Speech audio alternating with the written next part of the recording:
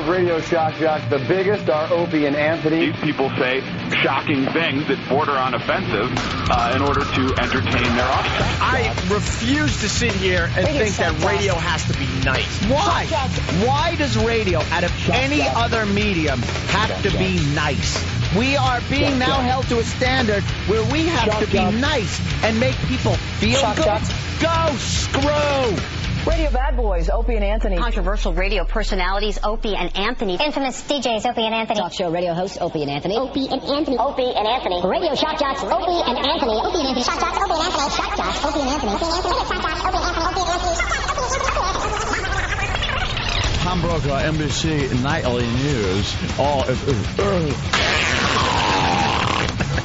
Wardrobe. Opie and Anthony.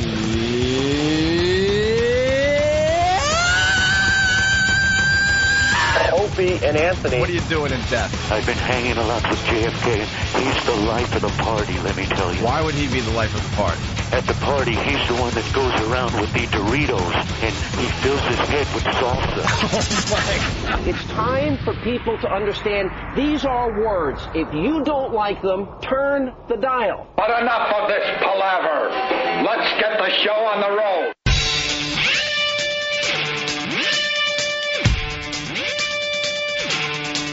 Oh, David Chase is a genius. Wow. Wow. Thank you, David. That had to be the best season finale I've ever seen. I want to thank David Chase. It was, it had every element I was looking for. His brilliance is second to none. We're privileged to be able to watch what he produces. Yeah. Thank you, David Chase. Thank you. It was fantastic. Well worth staying up for. The perfect payoff for the perfect series. Bon voyage, Sopranos. You went out in true style. I like when things end like that. And you have to kind of figure it out for yourself. That's what I enjoy. Yeah, we're creative people. Yeah, I'm getting a writer's check. They're sending me a check because I have to figure it out for myself and write my own ending. Well, we're creative people, but we can't even compete with the creativity of a David Chase. No. God, is he brilliant! Ugh. Die. What was the cliffhanger? There wasn't one. Die. Do people stay awake through this? Yeah. And I'm just mad that I got pulled back in. You got roped in. Well, because I gave up on The Sopranos, I don't know, I guess officially like 2 seasons ago. I'm like, I'm done with this. I'm done with storylines that go nowhere. People that are huge characters and just disappear and they never come back. It's like, I was done with the show. But of course, you got to watch the finale. The finale. So I got pulled back in, and of course it ended that way. Like Jimmy said, of course it ended that way. That was the way it was supposed to end. It sucked. First of all, the entire episode was a bore fest. Frank Vincent getting shot was kind of cool, and his, the little comic twist of his head getting run over was interesting. And then everyone puking at the gas station. I laughed at that. That was interesting. I think also, and we'll be talking to Frank Vincent in about an hour and a half. Yeah. Paulie and the cat. Paulie's problem with the cat that just kept staring at Christopher's picture was kind of funny. And creeping him out. Yeah, that was kind of funny. But the rest of it, oh, thank God. I'll tell you this much. Thank God we finally got to, get to know what AJ's all about. AJ a little more. Thank you, David Chase. Thank you. Because that's what I wanted in the final episode ever of The Sopranos, is to get to know AJ a little more. Because AJ before... Gave a crap. AJ before last night's episode was on screen maybe a total of 3.5 minutes in eight seasons. So why not spend the last episode of Sopranos focusing on AJ? Holy crap! After his suicide attempt, which was very good, they should have moved on and kind of kept it focused on what was happening with these wise guys. Even Frank Vincent's hit was uneventful. I know what it should have been. It was very uneventful. There was no build up. If you remember, of course, one of the most famous hit scenes ever was in The Godfather, when Michael walks into the restaurant and does McCluskey and the Turk. I mean, the tension that was building up during that scene, that was a beautifully shot, beautifully written scene. This one was like, hey, Frank Vincent's going to make a phone call. You saw it coming a mile away. Yeah. And he gets out. There's no bodyguards. There's no anything. Like, it wasn't realistic enough. No, because in real life, I mean, that's how it would be. Thank you, David Chase. Yeah. Your brilliance is just... Oh, God. It was so How about you? bad. How about you take the final episode of Sopranos and you share it with your artsy friends in your chateau somewhere? Do you realize you're on HBO, you dope? You're not doing a little art film that 100 people are going to see. They said the whole country stayed up last night. We're all tired for that crap. They shot a bunch of endings. How about you show us a few of them? How about you? We'll pick and choose which one we want as the ending, because the one you picked stunk. And then he doesn't even have the balls to like just end it with them at the diner table, at the table ordering onion rings or eating onion rings. Oh, they were eating the onion rings, Opie. That's very important to the storyline. Yeah, I'm sure that symbolizes something in David Chase's world. I'm sure. Clogged arteries. What does it symbolize? Yeah, I think it symbolized like communion almost, man. Really? Yeah. That we should all have our hearts checked. What were you trying to say there? Because we don't know. We're not smart enough to understand you, David Chase. And there's speculation that this had to do with Tony's conversation with Bobby when they was talking about getting hit. Yeah. And Tony says, well, you know, you don't even see it coming and everything just goes black. So they're speculating that's what happened. Tony looked up, got popped in the head, and you pretty much saw it from his point of view from that moment. Everything just went black. That's it. Wow. But again, it's just speculation. But what man had come in? I like the 40-minute parking job with Meadow. That was interesting. That was so interesting. I'm sitting there going, park the car! Oh, my God, no, cut the wheel the other way! Don't worry, I was yelling the same stuff Anthony just did because I'm looking at the clock going, oh, my God, they're going to waste 3 minutes left. 3 minutes left. Will you park the stupid car? Park it! Right, that's exactly what I was doing. Wait till the DVD extras they show her going in and out of the cones for her driving test. Who gave a crap? Dude. Exactly, who cares? I'm on the couch, and when they were in the diner, like we all heard rumors the final shot was shot in like either an ice cream parlor or a diner. Yeah. And I actually got off the couch and got on my knees in front of the TV. I'm like, oh, this is the final scene. Here it comes. This is what I heard, that they filmed it in a diner, some getting ready. And, of course, like every other dope in America, when the TV went black, I DVR'd it, and I had to rewind to watch the Frank Vincent hit again. Yeah. So in my stupid brain, I'm thinking, because I rewound, I messed up, like, the recording of the show. That's what everyone I'm one of those dopes. I really thought there was something wrong with my HBO. I think there was a collective, you gotta be S-ing me. Because that is exactly what came out of my mouth. First, there was stunned silence. I'm sitting up in bed, and I'm all psyched that something's going to happen. And here's what I thought. I thought Meadow was outside parking her car. Yeah. She's going to be a little late to the party there. And during that time, the entire family, through some, bad tactics in the hit, to make sure they get Tony. They have, like, multiple gunmen, bullets flying everywhere. The whole family is just going to end up dead, just in time for Meadow to run in and see her dead family laying there. And then we get 10 years later. And you see Meadow, like, as a doctor or something. The end. I thought anything but what I saw. That screen went black. I said, you got to be S-ing me. And then I'm sitting there. My girlfriend just laughed. She started laughing and just takes, like, her glasses off and rolled over to go to sleep as she's chuckling. Yeah. And then I just continued for 10 more minutes. Is that what did I just see? I'm saying, what did I just watch? It was horrible. It wasn't well done. That would have only been a good ending if they show that he was about to be killed and they don't show the hit. Like, if they ended that with two guys walking with guns. Definitively, he's dead. Boom, yeah. Right. That wasn't that. But she walked into the diner and they had onion rings. That's what happened. Right. Well, onion just rings. end it like that. You said that. Onion rings. Okay. God damn, that was great then. Lord of the Rings? Ring? Something. What? Right. A ring is a circle of life. Ah. So it brings back. That clogs arteries? Well, yeah.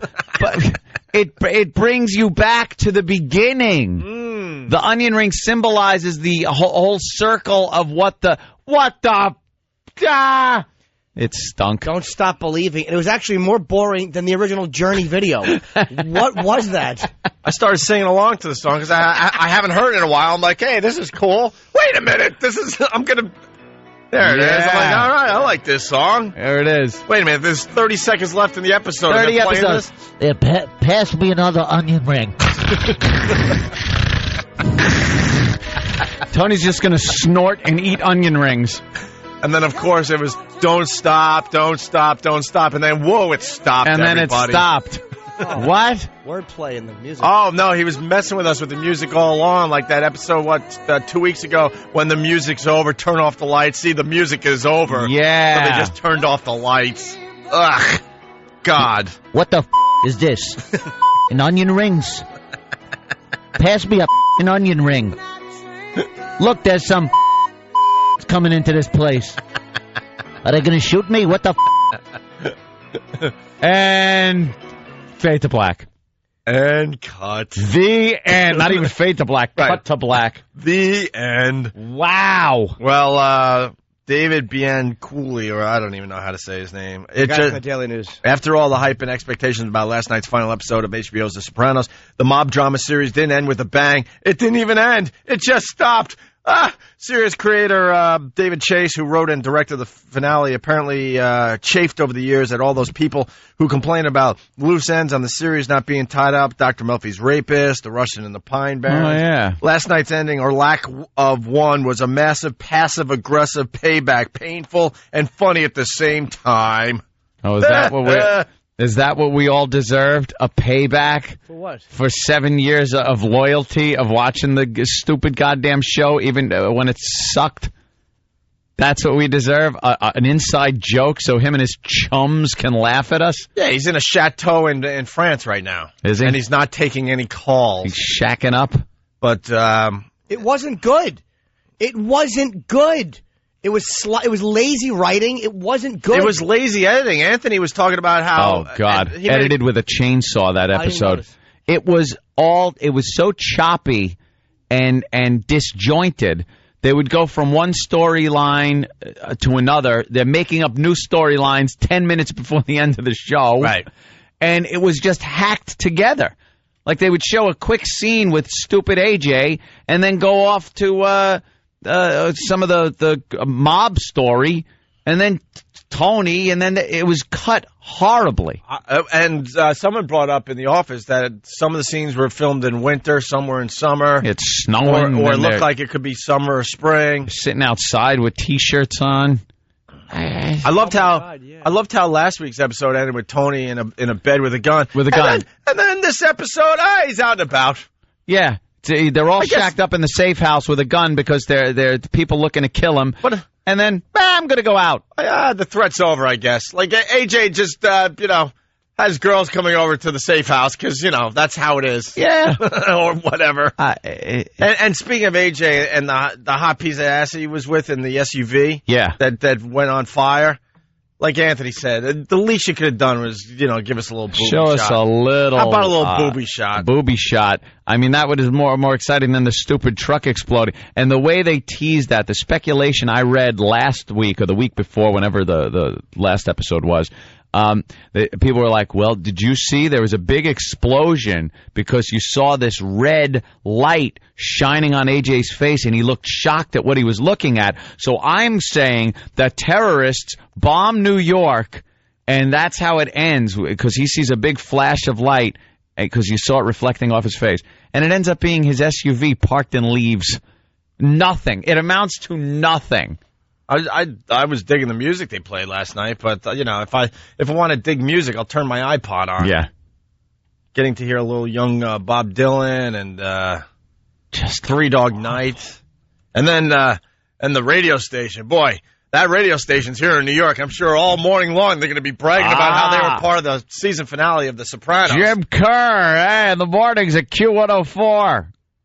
Yeah. Congrats to the Q. Yeah, the Q got a huge mention. They get a moment in history on the worst season finale ever. For their jukebox radio station. Congratulations. Run with that, will you? Will you guys? Play it all day.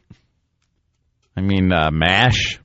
They all went home. 2.5 hour finale On network TV, it was fantastic. Right. Guys in a mental institution. Yeah. There's a chicken clucking. Turns out it's a woman killed her baby. Killed her baby to comedy. shut it up in a bus. Yeah, that was a great finale. And it ends with them leaving. That's it. Mary Tyler Moore. There you go. Turn out the lights. Take one last look around the newsroom. Sniffle, and you leave. The end. The end. Not that. Even Stupid Three's company, they all left that stupid apartment. Absolutely. While after they scooped John Ritter up off the floor with whose company roommate needed.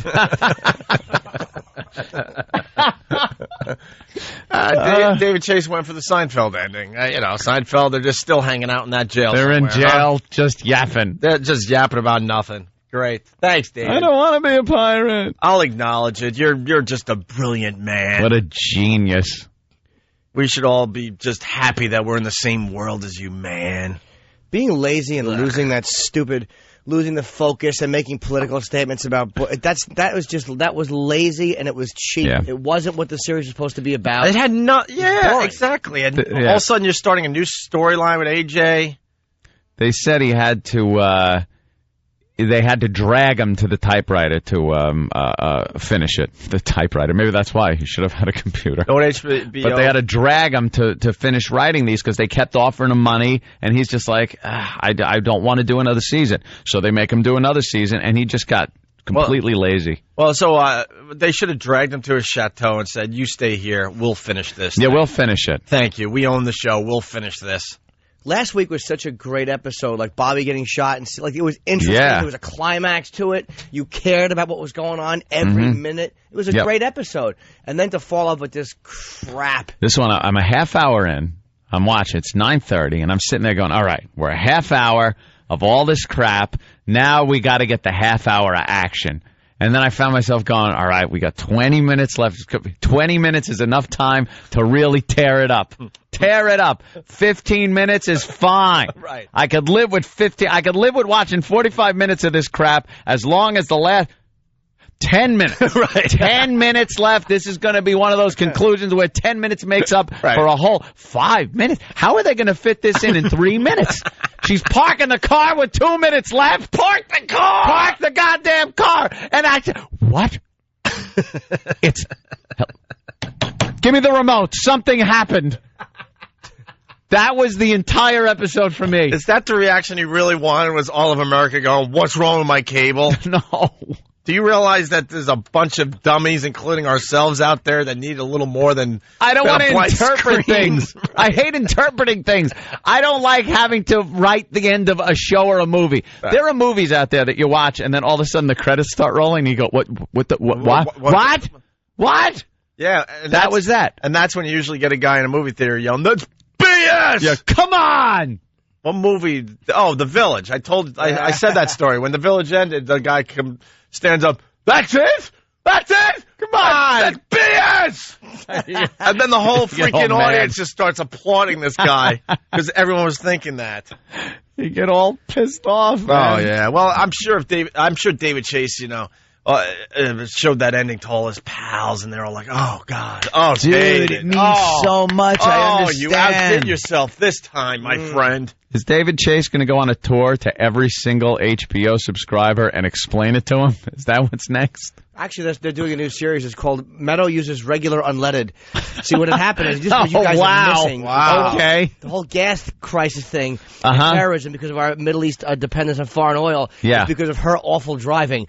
And if she learns to drive, we'll no longer depend on foreign oil. If she can parallel park, because she was burning more gas than she should have. Now I understand. You see how big that space was for her to parallel park? Come on, park the car. There's 2 minutes left. I thought the episode was going to end with her getting a ticket because her tire was up on the curb. Yeah. It was set up like a hit was about to happen. Of course. And then the anticlimax of not the hit. I get doing that if the rest of the episode justified it. But there was no... Like, if he got hit, you would have been like, okay, he's only being hit because it's the last episode. There was nothing in the episode that led you up. There was no tension. That's stupid. No bodyguard. You telling me Phil Leotardo in the middle of an all-out mob war, it doesn't have a bodyguard with him? He's going to be hanging out with his twin grandkids? Yeah. It was lazy. It was a lazy episode. Very lazy. Instead of being a finale, just think of it as just another Sopranos episode. It's lazy. Yeah, it's an episode that should be followed up with another crappy episode, but it won't be. Right. That's pretty much it. It's like the old show Dallas. It's like, oh, who shot JR? That was the season finale. That's it. We don't know. Right. Imagine if they ended Dallas like that instead of the next season coming back and actually going into who did it. You know, those famous cliffhanger season finales, not series finales. And then they come back the next season, and you find out what happened. I thought it should have been AJ that shot him, basically saying, look, he can control everything around him as far as the mob goes, and he even has the feds under his control, but he can't control his own family. Very good. AJ should have been a script supervisor. That was terrible work. Yeah. A terrible job last night, man. But they had onion rings. Oh, and his car explodes. My God. Because of a possible mob hit? No. Because of a marijuana cigarette. And they teased that. Yeah. They teased it last week where they showed that scene, and you're thinking, oh, man, the SUV's blowing up. There's a big, that was a hit. Yeah. They put a bomb in the vehicle. Well, this is what some of the people on the streets are saying. This is the scene everybody will talk about today, and TV critics and historians will talk about for years to come. The last minutes of the 8-season-long series, The Sopranos. The worst episode ever. Why? The ending. It left you in a cliffhanger. It's the worst. I thought my cable went out, really. That's what my brother thought, Right, his brother thought that, he thought that, and look, they were by no means the only ones. Many people saying they thought something had gone wrong with their reception. Not the case. It was just the end of the show. I got a phone call from Kenny, one of the members of the Philly crew, and he's like, dude, I'm hearing that there's 6 different finales or endings, 6 different endings, and depending on what time zone you're in, it's going to be a different ending across America. No, he's right. Actually, on the West Coast, he and his family were eating fries. In the Midwest, they had celery sticks dipped in ranch dressing. and if you're in the Buffalo area, they were eating buffalo chicken wings. Just trying to keep them nice and local. Yeah, local. Sure. Ugh. But there you have it, man. Really badly done. Yeah. Plenty of people here in North Jersey where the show was filmed commenting that perhaps this is the end going to a beginning. That is maybe a movie in the works. Like an onion ring. We'll just have to see. All right. Well, we do live in the world of the sequel, Shrek 3, this 3, so I wouldn't be surprised. Right. Thank you, James. Sopranos 3? Yeah, what is she talking about? Series, you idiot. It's a series. We live in the world of the sequel. The sequel? What is she talking about? Here's a great season finale. Probably one of the best ever. Bob Newhart waking up from his Newhart show. Oh, yeah. He did the Newhart In show, and then he wakes up and he's in bed with Suzanne Plachette from the original Newhart. From the original Newhart show. Craziest dream. That was an amazing, brilliant, funny ending to a show. Because Newhart wasn't a snot who thought he was above his audience and who was trying to prove, like you said, how brilliant he was. He was doing his job, and being brilliant was what made him great, as opposed to trying to show everybody how smart he was. Although, for some reason, Suzanne Plachette was like, oh, just go back to sleep, Bob. Like something happened to her voice between the old Newhart and the ending of that one. Yeah, I think throat cancer. Bob, go to I'm in bed with a tranny. Right. All right, we got to take a break. Let's go to the phones and see what people thought of the final episode of The Sopranos. Oh, yeah. 877-212-5762. We got lots to do today. It's Opie and Anthony. This is the Opie and Anthony Show. 92.3 K-Rock.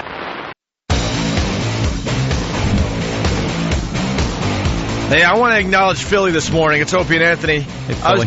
I was driving around Philly all weekend long. I went and saw Brian Regan at the Tower Theater, and our old friend Paul Mercurio, he warmed up, and he did a great job. The show itself was really, really good.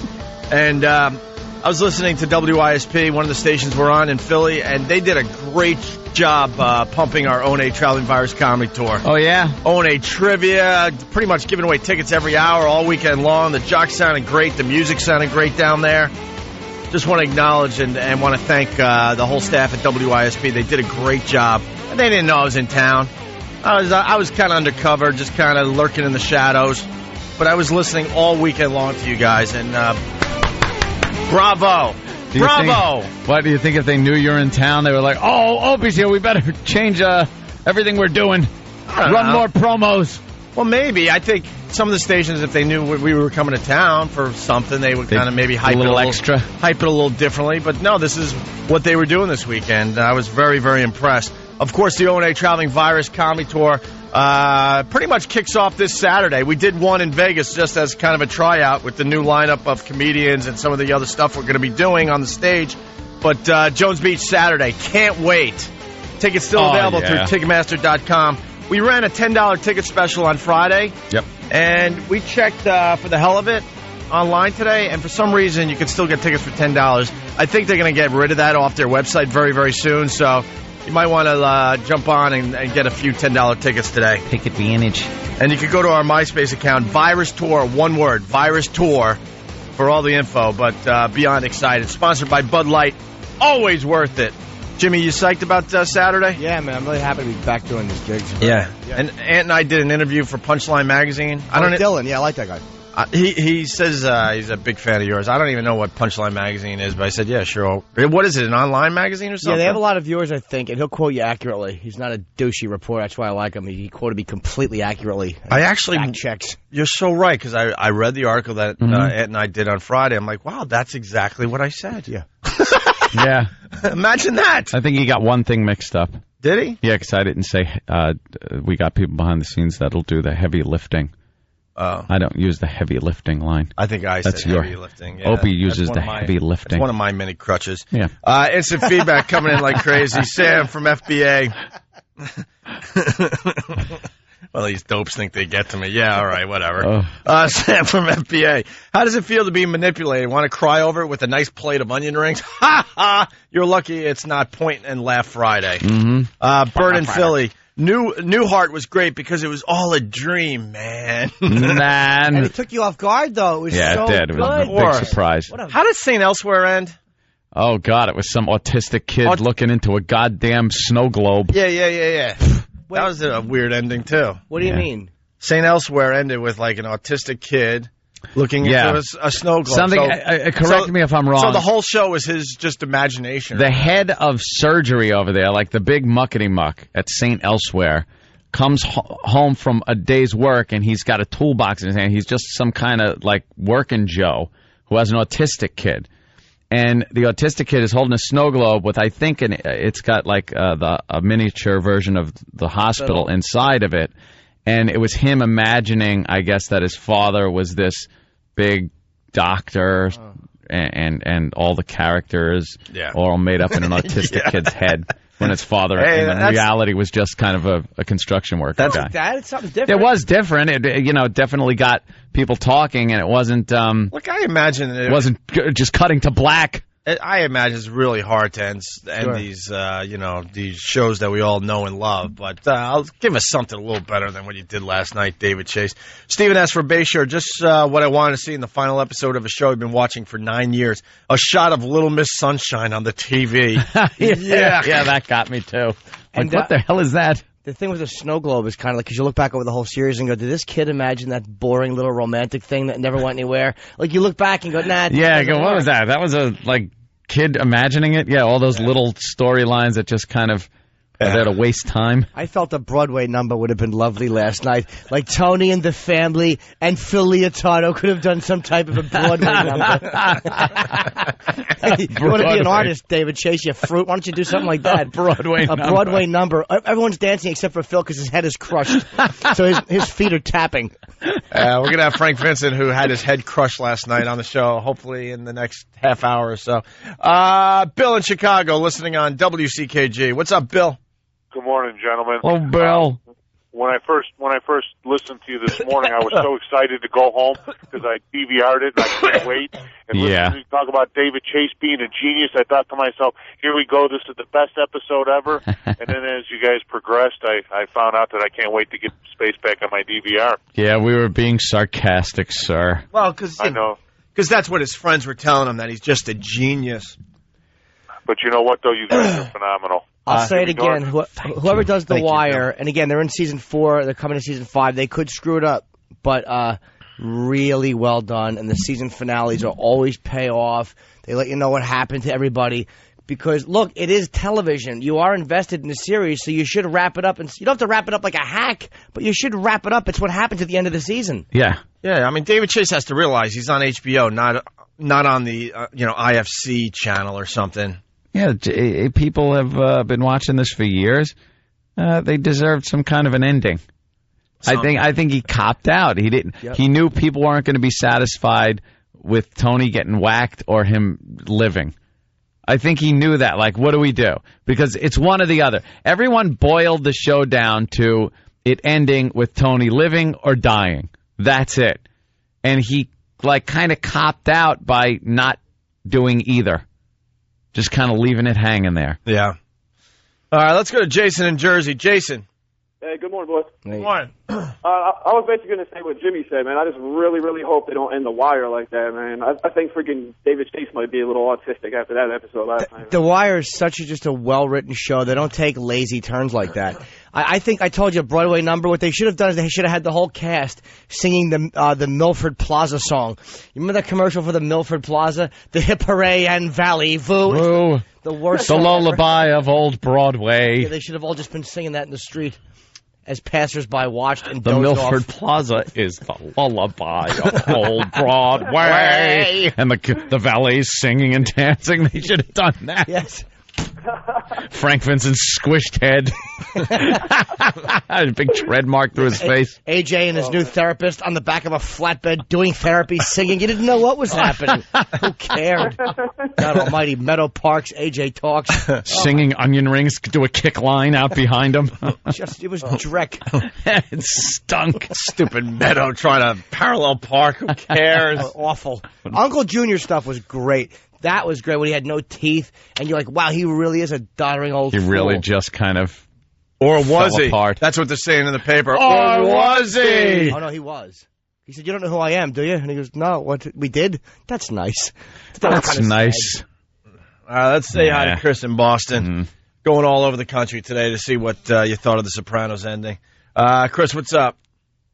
Hey, man, what's going on? Hey. Hey, I don't know why everyone is so surprised around here. For the past 3 years, they've been doing nothing but swinging purses at each other. And here it turns into a Lifetime episode. It's at this point, I had so many years invested in it, I had to have, it was pot odds is what it was. That was all. Pot odds. You were committed. You were pot committed. Yeah, we were all frustrated, but Jimmy walked in and said that's exactly how it should have ended, because that's how there was no surprise there. That's how the Sopranos have been for years. Yeah, disappointing. Yeah. But what we're saying today, though, you take the episode just as a regular Sopranos episode, it sucked. Yeah. It was very lazy. Last week was great. That Bobby Bacala shooting scene, you finally saw it, right? Yeah. How great was that? It's fantastic, and it showed you what the rest of the episodes, how crappy they are, because that one was so good. Yeah. That one was action-packed. They should have peppered a bunch of episodes like that in. Get some new guys. Have you build up a relationship with them, and then have them get killed or kill people.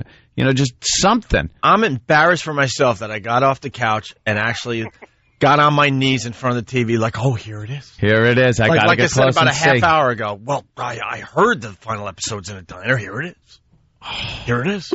I'm sitting there in bed, and then every little thing that's happened, you're getting all excited and getting like butterflies going, oh, here it comes. Here's the big... my God. Finally, the ending. Here's what everyone's going to be talking about.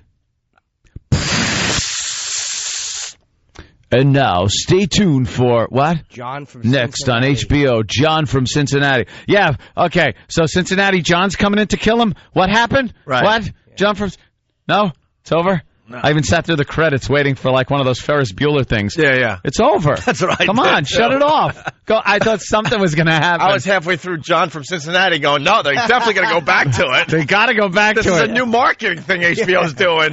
Yeah, I thought they were going to pull one of those things where everybody was going to wake up and go, that sucked. Dude, you didn't stick through the credits. Dude, you didn't see the credits and it said go to HBO.com for the real ending? Man, It was hidden in between the music credits. Oh, it was a bloodbath. Oh, my God. I was stupid enough that when AJ walked into the diner, I'm like, oh, it's going to be AJ. Here it is. Oh, my God. He's just going to pull out a gun and shoot him right between the eyes. It would have been more of a climax if Tony was on his way to the dentist and he twisted his ankle. Do you realize? You're right. That would have been more of a climax. That would have been some sort of injury. You'd been like, ooh, now his mouth is hurting and his ankle hurts. Poor guy. And all of a sudden, Carmine is snitching. They don't even tell you his arrest. All of a sudden, like, is Carmine snitch? Who cares? Yeah. Hey, let him snitch. Hey, Lisa from West Palm, this is great, because I did the same thing. Go ahead, Lisa. Oh, yeah. I've never in my life analyzed a Journey song so deeply. I was like, the movie never ends. It'll go on and on and on and on. What do they mean by that? Yeah, it goes on and on. I felt like that stupid Seinfeld episode when they were analyzing the song.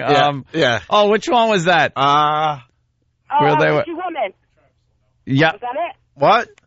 Witchy Woman? No, they were just analyzing the song.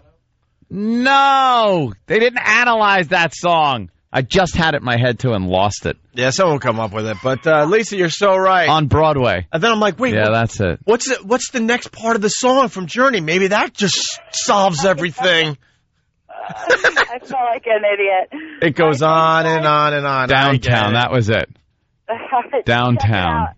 See, Petula Clark's Downtown. They just analyzed it over and over, trying to figure out what someone meant by it. Yeah. And they're singing it.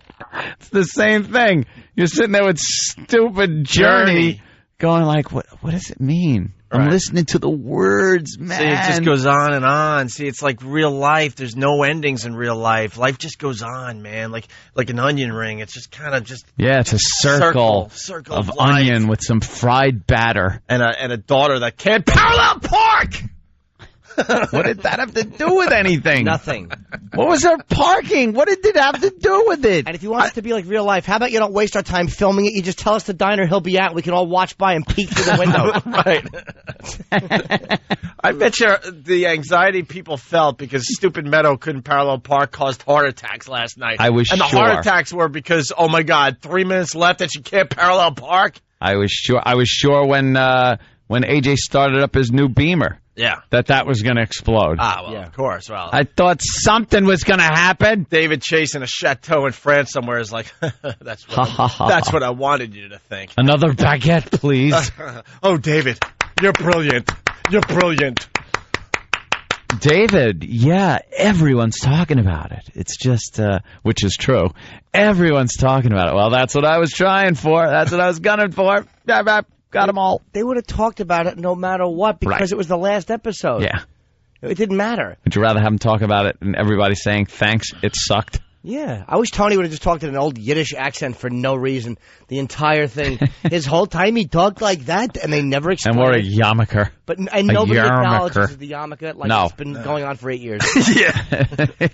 Have them all wake up in a mental hospital like they're just a bunch of kooks thinking they're mob guys. Anything. I could come up with 100 of them. Throw us a bone. Or just make them Jewish and never explain it. Right. Don't explain it. Have all the other mob families talking to Tony and Paulie, and they're Jewish. Yeah. And all they can talk about is temple. Hey. All wearing yarmulkes. I'm just reading all the reviews here. Paulie Walnuts has a yarmulke that's like black on top and gray on the sides. Nobody's Paulie Walnuts.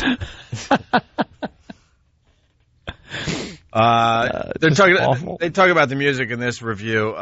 This was no accident. The song Tony chose to play on his tabletop jukebox was Journey's "Don't Stop Believin'." The last words we heard on The Sopranos were Journey lead singer Steve Perry singing and repeating "Don't stop," and then everything stopped.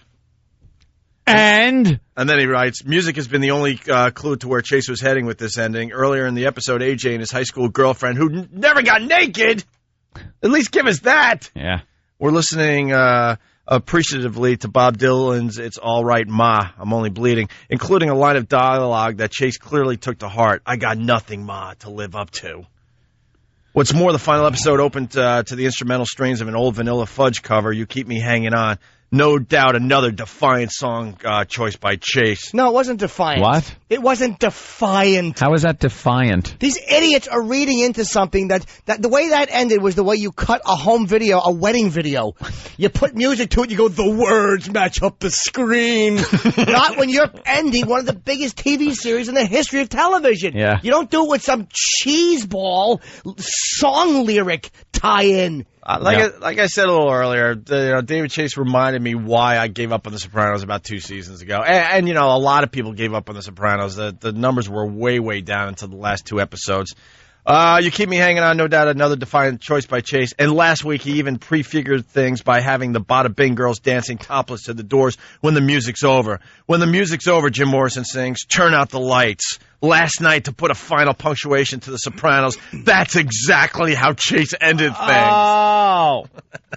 What ass wrote that? Just trying to David Buccolini, or however you say his dumb name. I don't care. I hope he backs over his own face with a lawnmower, that Buccolini. I hate him. But, it doesn't matter what songs he played. Any song would have been overanalyzed. It didn't matter. Who cared about the music? I can put my own stupid thing. I can go on my Mac and do my own little program which puts music to it. That's not how you end The Sopranos. Yeah, Dennis in New York. Dennis. Hey, guys. Good morning. Hey. First of all, Jimmy, you're a genius. The way they ended that show is ridiculous. The way they ended 6 Feet Under was done so much better. And actually, I appreciated watching the show after the end of it. I never saw 6 Feet Under. They What do they, fast forward a few decades or something like that? I didn't see it. Yeah. I didn't see that one. They did something. I forget, because that wasn't a show I watched regularly. But what did they do there? They showed how every character died. Like, that show's about, about funerals. Great. They did every main character's. They fast-forwarded X amount of years. Yeah, and that's great. That's really, a good really one. Good, actually. From a few years to a few decades, whatever, how long it would have taken for all. Yeah, I saw that guy one time getting into a car. Someone goes, "Yeah, that's the guy that does who writes the or created and writes the 6 Feet Under." He's supposed to be like a really brilliant writer. Of course, I never saw it. Let's go to Mark in Brooklyn. Mark. Hi, I thought the show totally sucked. Everything you guys said is correct. I think people who watch TV want to see drama, not reality, and this is perfect proof that the reality behind Mob, what you see on television, is more interesting than what David Chase wrote. Well, like they were just saying, Ann, I think was making the point, or Ope was, it was how great it would be if other things ended with no climax. Yeah. Like, why have a climax if you want to be such a brilliant guy? Yeah, The Godfather, the whole scene where Michael goes in and shoots McCluskey and the Turk. He goes into the bathroom, he comes out, looks at him, sits down, and they eat onion rings, and then the screen just goes black. Or the big moment in that scene is when Michael grabs for his chest and he goes, Captain McCluskey, do you have a Tums? My agita is really bothering me from all this sauce. You got it, kid. Gives him a Tums. Yeah. And then they chit-chat about the game. Somebody drops a meatball on the floor and it thuds, and they all laugh. Let's go to Mike in Moonachie. Hey, guys. How you doing this Mike morning? from Moonachie. Hey. By the way, we got Frank Vincent after the break. All right. The only good thing about the episode, and we're not just saying that because he's calling the show. That was a really good scene, Great man. scene. Let's go to Mike. What's up? That was the biggest waste of an hour of my life last night. They should have wrote in David Chase and whacked him on the show. Yeah, well, the New York papers, I would love to see what the rest of the papers are doing this morning, but the New York papers, one wacky ending, as in... A whack. Whack. Nice. How's the Italian food here? Not too good. Let's go somewhere else. Let's get out of here. Let's grab some. It's a little fattening. Let's go to a vegetarian vegan place down the street. Yeah. Do you know where one is, Lou? Yeah. Nice work, Lou. Or if he said, how's the Italian food? And Slotzer said, I wouldn't know. I'm a raw foodist. I only eat vegetables. And then Michael and him talk about that. And then New York Post, The Sopranos. Tony and the gang, whack fans. That's true. Linda Stacy, I don't even want to know what she had to say about I don't either. Maybe the only dead thing is that hand in her photo. Let's go to Arthur on Long Johnny Fontaine stars in that picture. Okay. All right. That's right. The horse is fine. Everything goes along beautifully. Instead of a horse's head, they put like a horsehair wig in his bed, and he wears it. He runs around. He's a tranny, Jack Waltz, a very unpassable tranny. Arthur, Sonny pays his toll. He has easy pass. Oh, yeah, it's easy pass. Easy pass. That's gate goes up. He just drives through. That's the hackiest joke I've seen. Probably 12 comedians do the same joke. I invented that one. And then that was my bit. Really? Well, they're doing it out there. You would have died if you had easy pass. Easy pass. I made a little video about that. They wouldn't have to stop. And then maybe Carlo and Connie go to marriage counseling and they work it all out. Right. Everything's fine. All right, 2 more before we break and then get Frank Vincent on. Arthur, what's Don up? Corleone gets some fruit. Brings it back to the compound. Right, but he sees a little worm popping out of the apple. And Fredo brings it back. Club soda Fredo. You don't want to get fruit here, Papa. It's bruised. Arthur, go. Try to jump in here. Good morning. Hey, man.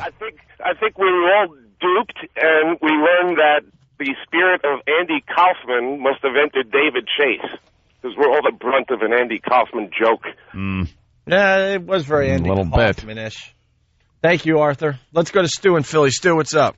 Hey, how's it going? Hey. I want my money back from cable for these last 7 years. I want somebody in the South Philly mob or the New York mob to whack David Chase and blah. When did you realize you were running out of steam with this one? Coming back anytime soon? Oh, no. All right, listen, we got Frank Vincent calling in, so let's take a quick break. It's Opie and Anthony. Good morning to you. It's the Opie and Anthony Show. Everybody wants to talk about The Sopranos today. 877-212-5762. A little later on, we're going to beat up Al Roker a little bit. A little bit. Also give away some O&A Traveling Virus Comedy Tour tickets for Jones Beach. Beach this Saturday. But right now on the phone, big star. We can't make him wait. By the way, no one really doing interviews today, but our buddy is. Frank Vincent, everyone. Frank, what's going on? Opie and Anthony. There he is. Frank, I want to thank you for giving us the only interesting scene last night on The Sopranos. Big highlight. Thanks, man. Frank Vincent, you got popped in the head at the gas station. As you're saying goodbye to your grandkids. Bye-bye. Bye-bye. Bye-bye. Say goodbye to Grandpa. Say bye-bye. Say bye-bye. Say bye-bye. Then you get popped in the head. Frank, I'm thinking new T-shirt. What? I'm thinking new T-shirt for you. I got them, Phil Leotardos. No, but I mean, say goodbye to Grandpa T-shirts. Yeah, put it right on there. Say bye-bye to Grandpa. And you could have another one with your head with a big tire tread through it. Yeah, I'm doing a commercial for Michelin. That was your hit was great, man. Yeah, it really was because I mean we all saw it coming a million miles. Why didn't you have a bodyguard with you though? Why did they give Phil Leotardo a bodyguard? Well, because they didn't want him to get killed. Yeah, exactly. There you go. They wanted him dead. Yeah, right. Yeah, the shot to the head was great. The hand just coming out of this into this frame and shoots you, and then in just a sick, kind of funny in a way twist, the car is in drive still. And your head gets run over. It slowly rolls you over just hear your it head. crush, and then there's a few brothers hanging around by the gas station who start to one of them starts throwing up. But they made reference to my hair all through the show for all the years. Yeah, They always said something about the hair or the silver hair guy or something. Yeah, so it kind of got a little mussed. Yeah. So that's David's way of eliminating that. So Frank, now that the series is over and you don't have to kiss David Chase's ass or anything, what did you really think of the final episode? Well, I thought it was all together, man. I mean, he closed it all off. Everybody, it showed you, they wound up like a family. I mean, what'd you think of it? I didn't know. Now, Frank, did you know it was going to end like that until you watched it? I knew it was going to end like that, but I don't know how it's going to look when they put it together. Okay. I mean, I knew all the stuff about the cat. I knew everything. We read the script, but you don't know. You just imagine how it's going to be, then you see it. The thing is, I think a lot of people wanted something more. I know a lot of people wanted something more than just that cutting to a black screen before we know actually what's happening. Is he supposed to have gotten shot? All the shady characters walking around the restaurant? Does he just have dinner with his family? I mean, I think the viewers might have been owed a little more of an answer here. Well, that's up to David Chase, man. He lives by what he does, and there's nothing else. Yeah, I understand. We can't understand his brilliance, man. Yeah, well, he's ultimately very, very brilliant. I guess you got to watch it a few times and really get a good taste of what he's saying to you. It was just weird, Frank, because they kind of went into a direction.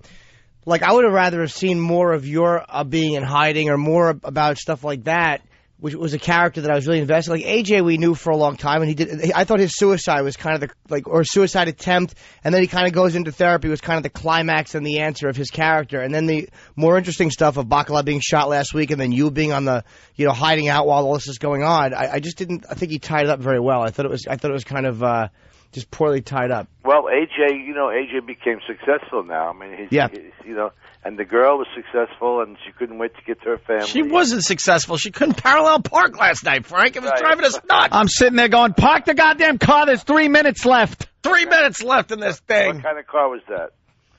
Lexus. That's the one that parks itself, the four-corner thing. All right. Yeah. Oh, really? Yeah. That's and it couldn't park itself. What happened? You know what David Chase should have done? Obviously, he wasn't going to give us a lot.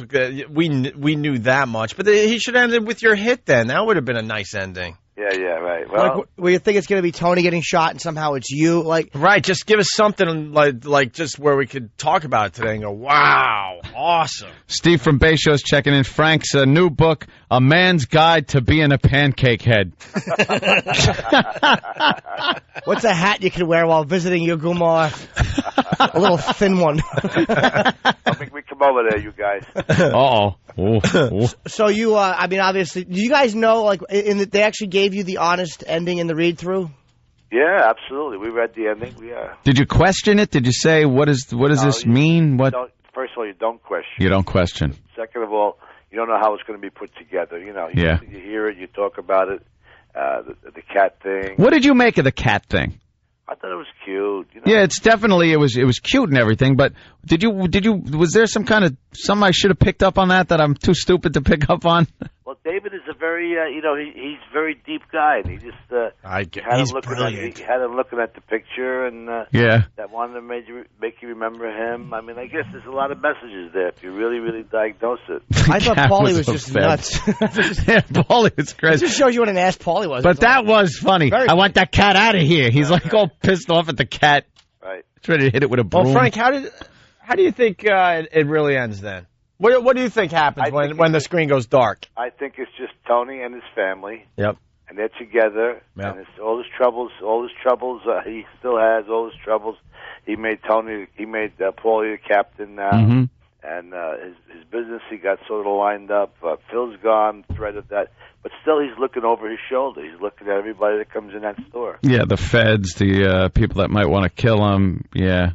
I mean, it's an easy thing to end this. And the final look was him just seeing metal come through the door. Yeah, he didn't look upset when you heard the jingle of the door opening up and him looking up like it was somebody maybe coming in to take a shot at him. Right. I think it was a lot of paranoia he had of everybody that was in the place. Sure. But so you're thinking that's it. He just kind of goes on with his life and business as usual. 2 years from now, you'll see something else like the Soprano movie or something. You never know. Oh, you never know. You never know. Has there been? Give us a little scoop here. Has there been any talk with any of the people involved in the show about a movie, even if it's just? The only talk I ever heard, and that was a while back, was the potential of a prequel.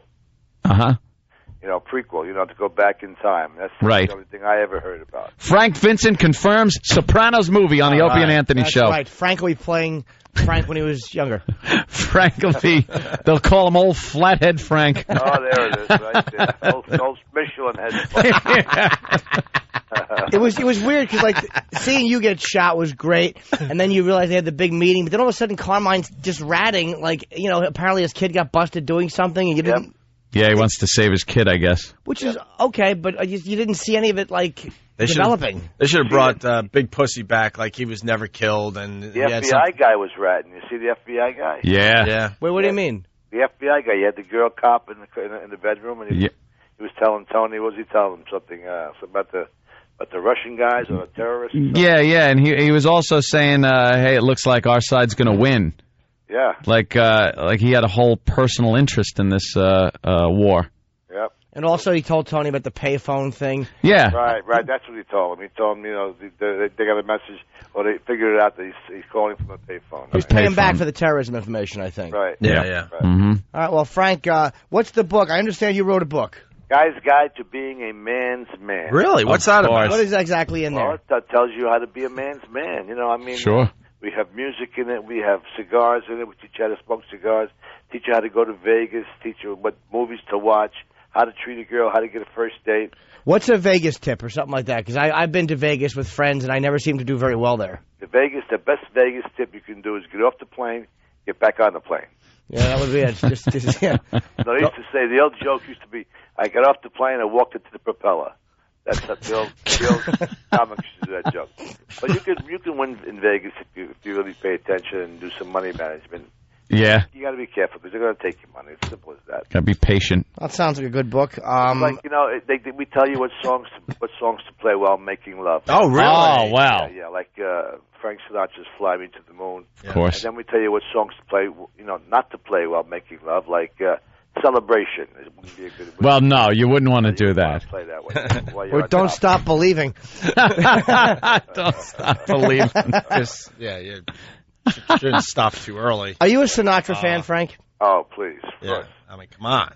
Here's my problem with Sinatra. Lyrically, a little odd. Is Sinatra odd? Oh, no, lyrically, some of the lyrics were a little odd. There's a song about. You better not make any calls from a gas station there, it's a good. my friend. I just heard recently. I was eating, and what's that song? A Grace wants some bouillabaisse. And I'm like, what is that? I don't know. I never heard that. Grace wants some bouillabaisse. Yeah, it's about a party or something. Are and you being oh, serious? I'm dead serious. And like there's like all these people. Like Jake wants a weenie bake, and Grace wants some bouillabaisse. It's like a big party thing, and like I just. It's memorable. I never heard that one. Okay, maybe you're not familiar with that one. Yeah, maybe, but not play that one. That's all. All right. Well, we're big fans, Frank. We hope you can come in guys. studio. Yeah, congratulations Frank. on the finale, man. You were great. You were the whole series. highlight. You really were great. Frank Vincent rarely makes it through a TV or a movie or something without some horrible thing happening to him. Yeah, that's my thing. It's my thing. It certainly It really is. is these violent, awful deaths and beatings he takes. Oh, that nice head of white hair he's got just all bloodied up by a car tire. And Frank Vincent hinted all year because he's been calling us saying, hang in there. You'll see something cool with me. You know what I want my desktop to be is Frank Vincent peering in that window going, bye-bye, bye-bye. You looked adorable, Frank, as you were saying goodbye to your grandkids. Bye-bye screensaver, Frank. Bye-bye. Do bye-bye screensavers, I'm thinking. Or flathead mouse pads. FrankVincent.com is Frank's website. Check it out. Yes, absolutely. Frank, thanks so much for checking in with us. Don't be a stranger now that the show's done with either. We'll be working. I'll call you. All right. Very good, Thanks, Frank. guys. Take care. Good luck. Bye. There he is. Frank Vincent. Straight from getting his head run over in the last episode of The Sopranos. Frank Vincent, our good friend. No one from The Sopranos doing interviews today. They're all in hiding because people want to yell and scream at him. But Frank Vincent, he knew he had a good scene last night. So let me tell you something. He's going to be. He wants to talk today. I'm going to analyze that phone call a little bit. All right. I think there's going to be a movie. Yeah. He said maybe in a couple of years. You know, in a couple of years, it takes, a while to film these things and get them all together and get everyone in place. I think they're already talking about it. You're a sucker. I'm not a sucker. I just think they'll do it.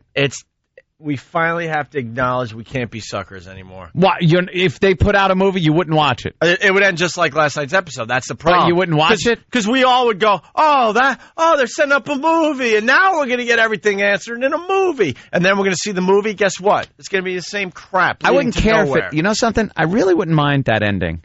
If the entire episode was action and tying up other loose ends and not so much on the stupid AJ thing and that, like if they just would have had a real action-packed episode and then it ends like that, you're like, what the hell happened? But at least you were satisfied, with the foreplay. I think a lot of people would be disappointed no matter what David Chase did last night. But we have to say it again. As far as the Sopranos episode, it was very sloppy and it just wasn't good.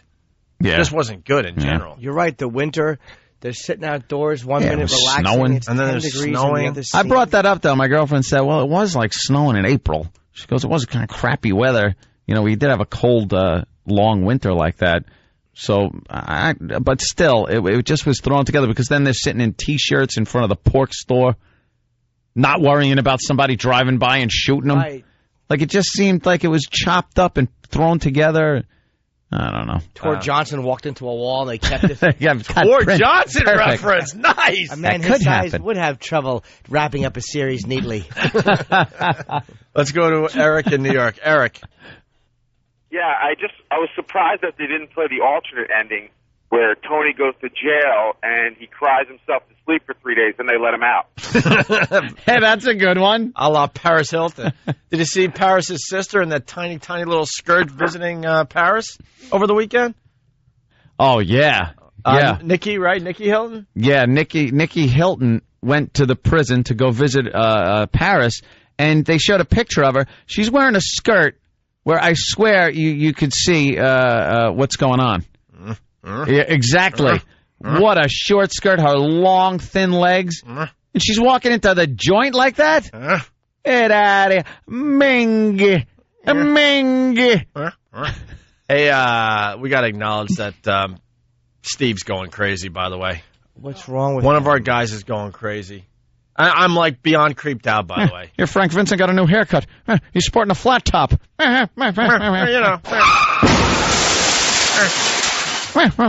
Here's our own Steve coming into studio. Speaking of grooming and hair. Stop with the hat. Here comes down. Steve. What are you doing? No. This is how Steve came in today. If we can, let me spin the Pal Talk camera around. Steve's one of our guys. Having Pal Talk here. One of our guys who likes to kind of groom himself. What are some of the things you like to do there, Steve? Just to remind the audience, maybe the new people. Talk about the grooming. Let's see. I have the beard. You lost a couple 100 pounds because you had your stomach stapled. I'm incredibly vain, and so I do things like lose a couple 100 pounds by getting my stomach stapled. I'll trim my beard like painstakingly. Yeah, to way the point. too much work. For me, it's a goatee or just shave. Right. But you carve out. Yeah, I carve out a goatee. He's one of those guys that has to carve out stuff. He does the cool guy in the boy band beard cuts. Right. Where you got to have the real thin, like. I respect the guys out there that do carves out stuff, but it just looks too much work, man, for me. Too much work. And I'm a very hairy guy, and you very like hairy. I shave my arms so I can be a little bit less hairy on the arm region. Also shows off the tattoos. Right. You also laser some hair off. I also lasered some hair off the back. It keeps growing back. It keeps growing back. Yeah. Is it supposed to stay off? It's supposed to if you keep going back. But the problem is I have that one tattoo on my back that you can't laser it because I'll burn the tattoo off. So you just have a patch of hair that's thicker than that's surrounded by all this thinner hair. So it just looks silly. You should incorporate it into your tattoo somehow. Make the tattoo like a hairy thing. Well, get a beard. Well, the chick riding the guitar on my back already has a full beard because of all the hair growing through her face. How Lebanese are you? 30% probably. And he also works out. What's the rest? Dachshund. How many hours a day do you work out? Hour and a half a day. Every day. Every day. Hour and a half. That's crazy. Now, what's going on with the hat being pulled down? He's got his hat. We've never seen him wear a hat. Right. Maybe on a couple occasions. He's not but a guy that down. would wear a hat in general. The brim of his baseball type cap, of course, it's a Foundry Music cap with the flames on the front. Of course, is up. It's pulled down very low over his brow, and we were trying to figure out why. And he spilled the beans as to why he's wearing that. Yeah, take the hat off for Jimmy. See? Look, Jim, just get a good look. Look, I can't see it. Your light's blocking. What happened? He shaved his eyebrow. Something amiss. Something went. Okay. So it goes like this. He's got the Whoopi Goldberg going. I have Whoopi Goldberg eyebrows at the moment. Why would you shave your eyebrows? I have an electric beard trimmer that I use to carve out the beard, okay? And I have, in the past, used it to reduce my bushy eyebrows. And no one has, and I've done it carefully enough so no one really notices. So it's just so it trims them. But I was not paying attention and didn't adjust the stupid, what's the little height adjustment? Yeah, the little height adjustment on the thing, and I whacked one of them off yesterday completely, and as my mouth is just hanging open looking at my one eyebrow and Steve, one full eyebrow. I got to call you out. No, I swear to you. It wasn't by accident. Nope. You decided that you wanted a close eyebrow shave and then realized, wow, this looks really dumb. You wanted to have a closely cropped brow so you could have fun at your Dude, I party got with David razors Perry. and stuff, and I make sure, you triple check, quadruple check to see what what. What's even better is he realized when he did the other one because the other one isn't as short. Yeah, the other one he's got one non-existent eyebrow on his right eye, and then over his left eye, it's a regular eyebrow, little short. Exactly. Hence and believe me, if I really wanted it this short, I would absolutely admit to it. And I'm not saying you wanted it that short. You definitely were going to shave it down shorter than you usually do and realize, oh man, this really looks bad. I say, we get a Sharpie and Sharpie in that eyebrow that's missing. And I say we get crutches for the people who even come near me with a Sharpie. Wow. What does this mean? How long would it take you to shave them? How long does it take them to grow back if you shaved them? Hopefully they'll be back in by tomorrow. Well, he's Lebanese, so yeah, exactly. I was praying to Jesus that I would grow them back in overnight. Putting Rogaine on my eyebrows. Why don't you just shave them totally off? Because that would look really dumb instead of That'd be great. Mostly dumb, which is what it looks like now. Believe me. Shave your eyebrows. What's wrong with you? No, not even your. No. There's nothing wrong with it, Steve. There isn't. It's fine. No, there's nothing fine about it. I'm not shaving my eyebrows. There's a way. You run the razor over your complete eyebrow. It's a beard trimmer. It's a beard trimmer. And you do it with a height adjustment, so you just go boom, and it shortens it up. And because my eyebrows, if I let them go, will grow into my temple. So I've done this. You're a chimp. So I've done this a bunch of times, and no one's ever noticed. I get those an occasional wild 3 hairs that'll come flying out, but never. I never let them get to that point. Hey, if you just take your finger and kind of push up on your eyebrow, you could see the ones that are kind of poking up further than the other ones, and you take a little scissor and go click, click, click, click, click, click. See, I learned. That never would have occurred to me. And you but then you don't have to worry about because the thought of taking a razor over your eyebrow it's just too risky. He's a grooming freak. Too risky. Enough with the grooming, man. I know. The sideburns coming down to the jawline. Well, the sideburns I figured out. They're cool. Sideburns I figured out. The beard I figured out. The eyebrows apparently I need to stay away from. Steve's got a cool look. He does. Except for the eyebrow. Except for the stupid missing eyebrow now. Let's go to Cigars and Scotch. Cigars and Scotch, what's up? Hey, Steve, come clean. I know where you were on the weekend. You were shooting a remake of Pink Floyd's The Wall. And any blood in the sink? No, just eyebrow hair. I have a couple of wacky ones that stick up like little antenna, and my ex-girlfriend hated them. So I would. Yeah, I remember those. Yeah, you refused to cut them. Yeah, because they look wacky. Were you using them as a prop on stage? No, I would rub her cheek with them. She would hate them. Ew, you'd rub her cheek with your... I said, look, aren't I like a scientist? It would just really creep her out. Yeah, but my eyebrows, like I said, they'll grow into my temple. And even my barber takes a beard trimmer and goes over here and does all this stuff. Because my hair is so thick, my eyebrows will grow into my temple hair. Connect into your temple, and if that happens, the world ends. He's Wolf Boy. He really is. You're like a wolf boy. We got to take a break. You ever happen? Let me break this one open. Remember when I had long hair? When you'd shampoo your hair, and Steve had long hair at one point. You ever have? I called it a wild hair up your. Yeah. It was. You'd be shampooing, and then later on, you'd kind of feel something ticklish. So you'd reach down to your undercarriage, and a single hair from your head will have worked its way down your back and into the crevice area.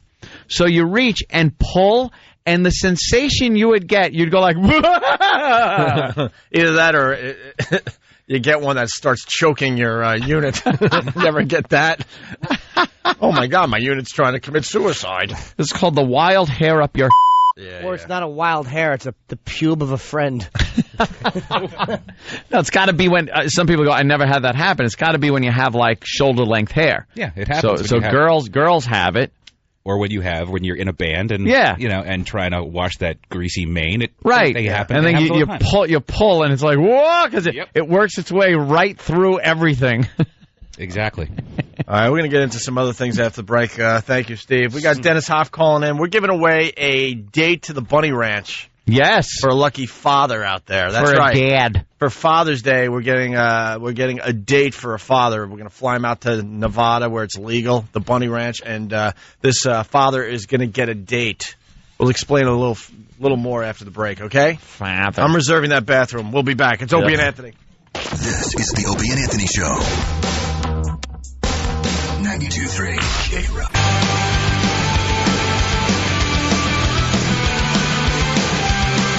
You're checking out the Opie and Anthony Show. Hey, let's give away some tickets. Oh. Faithful listeners sat through the break. We appreciate that. Always appreciate that. We got Jones Beach, ONA Traveling Virus Comedy Tour. This Saturday at Jones Beach, brought to you by Bud Light, always worth it. I believe $10 ticket special is still happening. Might want to go to Ticketmaster.com for that. Very surprised. I thought that ended, but maybe they didn't update their website. I don't know. Check it out for yourself.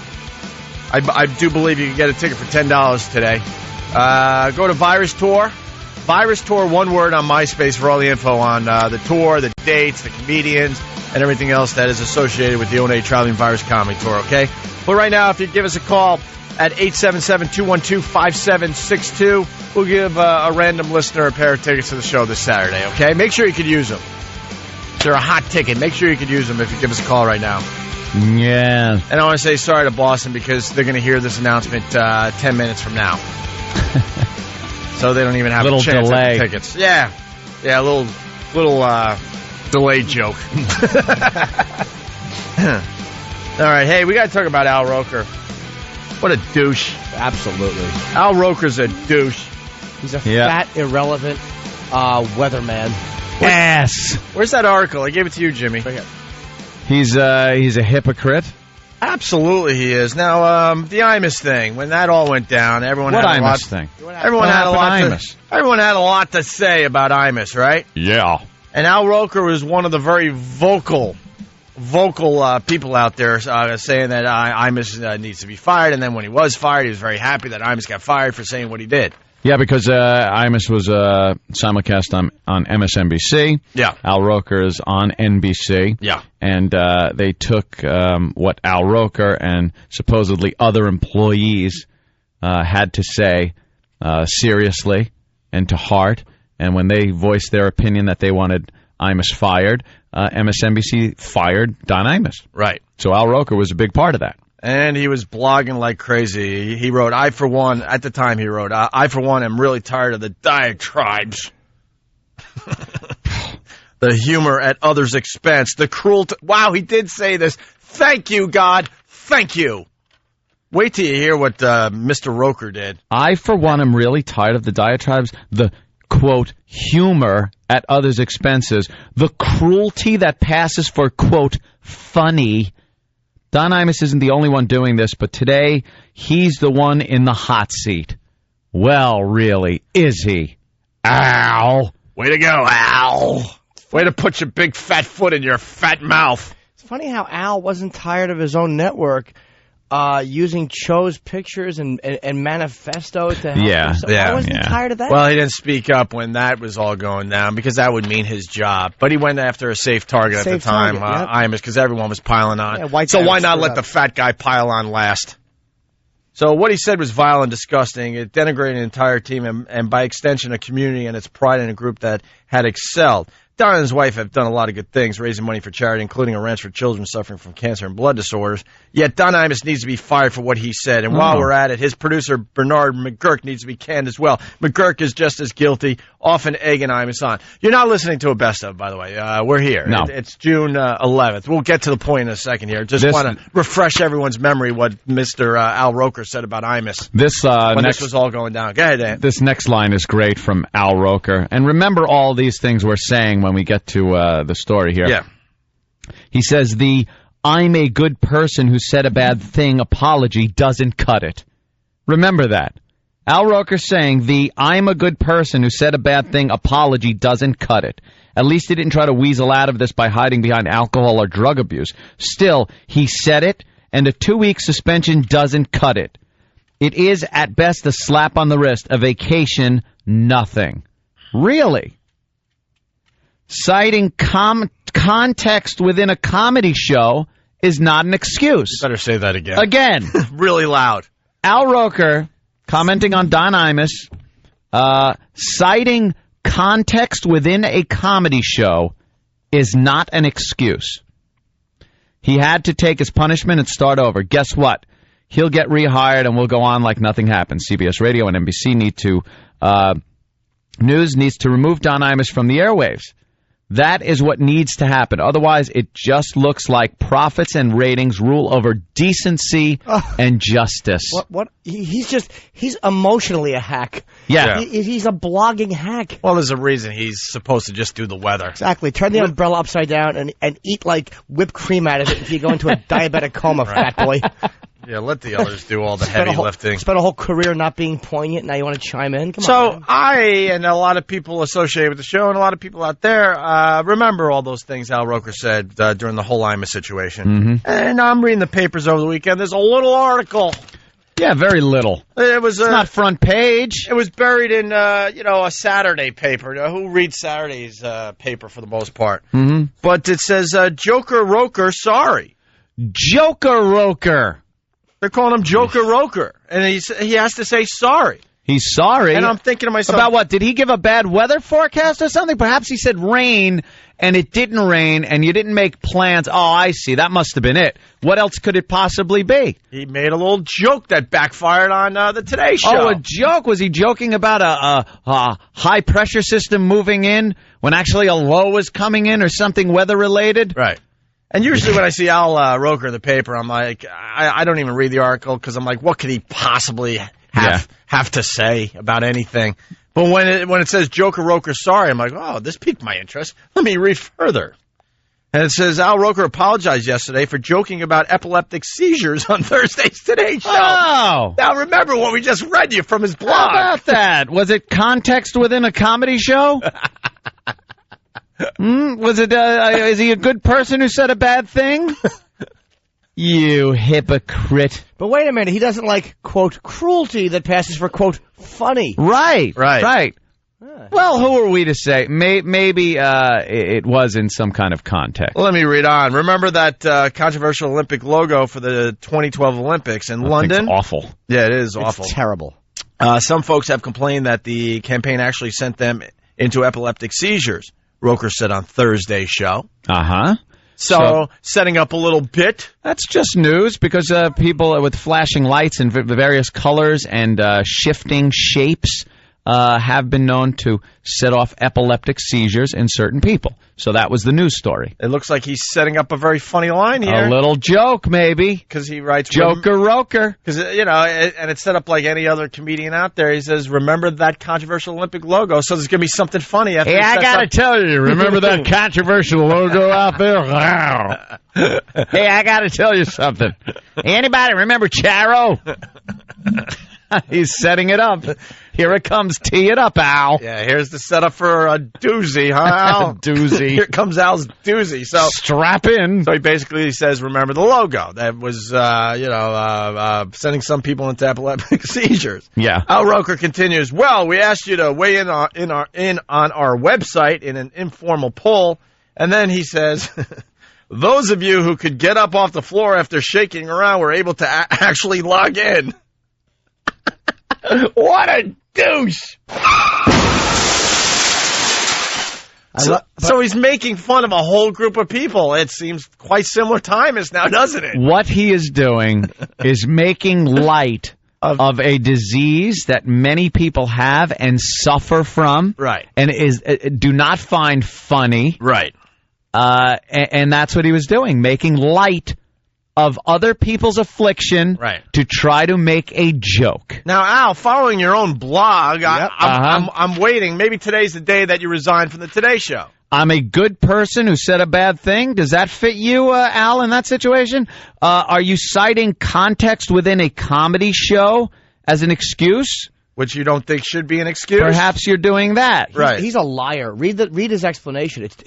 I know. It is more despicable than what he said is his explanation. He's a liar. How about this? Yep, he's a liar. How about his you're right. blog about Imus that starts off, I, for one, am really tired of the diatribes, the humor at others' expense, the cruelty that passes passes for humor. Talking about an epileptic, could you picture a mother of an epileptic child cradling the child as they're having a seizure on the floor, and then Al Roker comes out with this statement. Don't you think that's cruelty that you're trying to pass off as funny? Because he doesn't just say get up. He says after shaking around. Shaking around on the floor. Right. they can get up and cast their little vote on the website. So his excuse, by the way, like Jimmy said, is nothing but a lie. Right. You're a lying sack of crap with this excuse. I assume he's going to resign today. I assume. He should. He should follow his own advice that he had on his blog.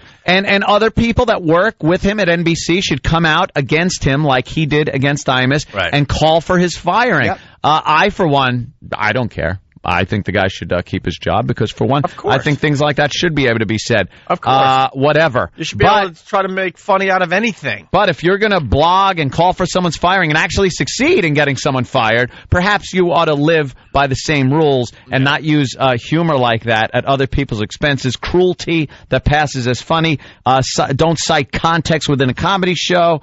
And don't say you're a good person who said a bad thing. Right. Can we read his revolting lie of an explanation? Yesterday, Roker said he was sorry, and this is Al Roker's quote. I started joking about it. I want to make this clear. I was not joking about epilepsy or anyone who suffers from epilepsy, he said at around 8:04 a.m. while he was delivering a weather report from Milwaukee. That's what you should be doing, weather in Milwaukee. Milwaukee weather. We understand and know that this is a serious affliction and would never joke about that. We were joking about the logo, not about epilepsy. If anybody was offended, I heartily and really humbly apologize. First of all, if anyone was offended. It's not we, it's I, fat boy. Yes, what is the we? And second of all, if you weren't joking about the epilepsy, what in the logo where it says, you say that it actually causes people to go into epileptic seizures, and then in the next line you say, get up off the floor after shaking around. How can you lie? Everybody knows it was an epilepsy joke, you dope. If it was about cancer and you said people shaking on the floor, people would go, what? What? That doesn't make sense. And he was talking about people casting votes on the website, and the joke was the fact that people with epilepsy wouldn't be able to cast a vote because they'd be shaking on the floor. And having seizures. This has nothing to do with the logo. You're not joking about the logo. You're lying to try to save your effing job is what you're doing. You're a liar. You're insincere. The we thing isn't we, it's I, because you said it. It's funny, Al, because you don't know anyone that have epilepsy, right? See how it works? So you're a liar. You're a liar. This is the type of stuff he probably says when the cameras aren't rolling and there's no tape rolling all the time, just like normal human beings do. They bring up these dark comedy and taboo subject matter, and the second he does it, he comes up with these excuses. Right. Wasn't making fun of epilepsy. Yes, you were. Shut up. Fess up to it, you lying sack. What I want to say, I think Al Roker has learned how easy it is to just try to entertain your audience and slip. That's all Imus did that day. Perhaps That's all you he was see trying that. To do. Perhaps now, Al, you can see that it's not as easy. How it happens, right, Al? It's not that easy when you're working off the cuff and just kind of rolling on live TV or radio. That something might slip out of your stupid mouth and you might say something, and should it then cost you your job? Because you did indeed do something extremely insensitive. To a lot of people out there. You made a joke that could be considered cruel, and now you're trying to apologize and blow it off like you weren't goofing about it. You're not even sincere in your apology. You're not even sincere. And then he says, if people were offended. People were offended. Don't say, if you were offended by it, I apologize. Say that people were offended, I apologize. Not we. The guy's a liar. And he said, I want to make this clear. I was not joking about epilepsy. We got the actual audio. Yes, you were, Al. Why don't we do this? Let's hear it. Here's Roker. Here's him making the actual comment. Love to hear it. And a little update on a story we told you about yesterday. Remember that controversial Olympic logo for the 2012 Olympics in London? Well, some folks have complained that the campaign actually sent them into epileptic seizures. Others say it's just downright ugly. Well, we asked you to weigh in on our website in an informal poll. And those of you who could get up off the floor after shaking around, you were able... And they're laughing, hysterical. They're all laughing. Laugh. What's the difference between this and what Mr. Imus did? Exactly. And don't call up because I'm not going to even, humor. Entertain what you have to say with and why it's different. Because there's no difference. And honestly, I don't care. Al Roker should be able to say that. Imus should say whatever the hell he wants. And maybe now Al Roker understands how this type of crap could happen. I'll tell you how it's different and why Al is even more repulsive. Because Imus's job is to be funny. Yep. So he has the pressure of being funny for 4 hours a day. This fat lump, who should have had lipo in his head to make it, because he looks like a Pez dispenser now, who couldn't stop eating, is not supposed to be funny. Your job, fat boy, is do the weather. Yep. That's your job. Do It's the raining. weather. Stand under an umbrella. It's raining. You don't have to be funny. The guy's buying his own hype. He thinks he's like this star now. He thinks he's a celebrity, a big star. You're a weatherman. You're a glorified weatherman. He's probably not even a meteorologist, which upsets me. I think all weathermen should be meteorologists. He's a big California raisin head. Here's the Al Roker apology. I do want to take care of one thing, though. Do you? Yesterday, look at that aside. It's like an aside. Oh, by the way, since I got a little extra time, I do want to take care of one thing. How about you have to come out right on the top and give a sincere apology? I do want to take care of one thing, though. Yesterday at this time, we were talking about that 2012 London Olympics logo and how hideous it was, and how people were being suggested that they were having epileptic seizures by this thing. And I started joking about it, and I want to make this clear. I was not joking about epilepsy or anybody who suffers from epilepsy. What? Holy! You're a lying. I want to curse so bad. I want to call him the lying sack of. He's a liar. He's a liar. You're being a liar. You're insincere. That is the most insincere piece of drivel. Looks like someone's trying to save their job. A little bit. I've been doing stand-up for 17 years, and when you set something up with campaign actually sent them into epileptic seizures, and your next line is get up off the floor and shaking around, there's no human way you weren't joking about epilepsy. So be a man and tell the truth. He can't. That would take about. He's America's darling. They love looking at him. All the rubes that watch that show love looking at him and oh boy, look at the non-threatening black guy that's going to do the weather for us. This is fantastic. We love him. He can't turn those people off. So he lies. Anybody who suffers from epilepsy, we understand and know that is a serious affliction and would never joke about that. Joking about the logo, not about epilepsy. No, if anybody was offended by that, I heartily and really apologize. He hardly apologized. I was not trying to make fun of anybody who suffers from that affliction in their family. So if you were offended, I apologize. Yes, you were. Clear. Let's take a look, show you what's going on as far as your weather is concerned. That's what your job is. Pick city of the day happens to be Milwaukee, Wisconsin, the Brew City. You're a liar. He's a liar, man. Plus the fact, okay, he apologized. All right, good. Yeah. You get to keep your job because you apologize, right? Oh, no, that's right. Imus apologized. He still got fired. And he didn't even apologize. No. He said, if you were offended, I apologize. But you shouldn't be offended because I wasn't even talking about that. But he was. Then why would you apologize if you didn't make the joke? Where is the outrage? Where are the postings of that audio? I want that audio posted. Post it online somewhere. I want to give out NBC's numbers. People can call and complain who might be offended. There you go. Might be offended. I think people should let NBC know they're offended by Al Roker's despicable comments. This son of a bitch is lying. You just heard him lie. You heard the line. He was absolutely joking about epilepsy, and then he says he wasn't. He was talking about the logo. Shut up, you liar. And, of course, which makes this more interesting, the blog about Imus. Yep. Everything he says in there is just complete hypocrisy. Yeah, I mean, instead of, you could substitute Al Roker for Imus in Al Roker's blog. Yeah, just substitute Al Roker. I, for one, am really tired of the diatribes of humor at others' expense, the cruelty that passes for funny. Al Roker isn't the only one doing this, but today he's the one in the hot seat. In the hot seat.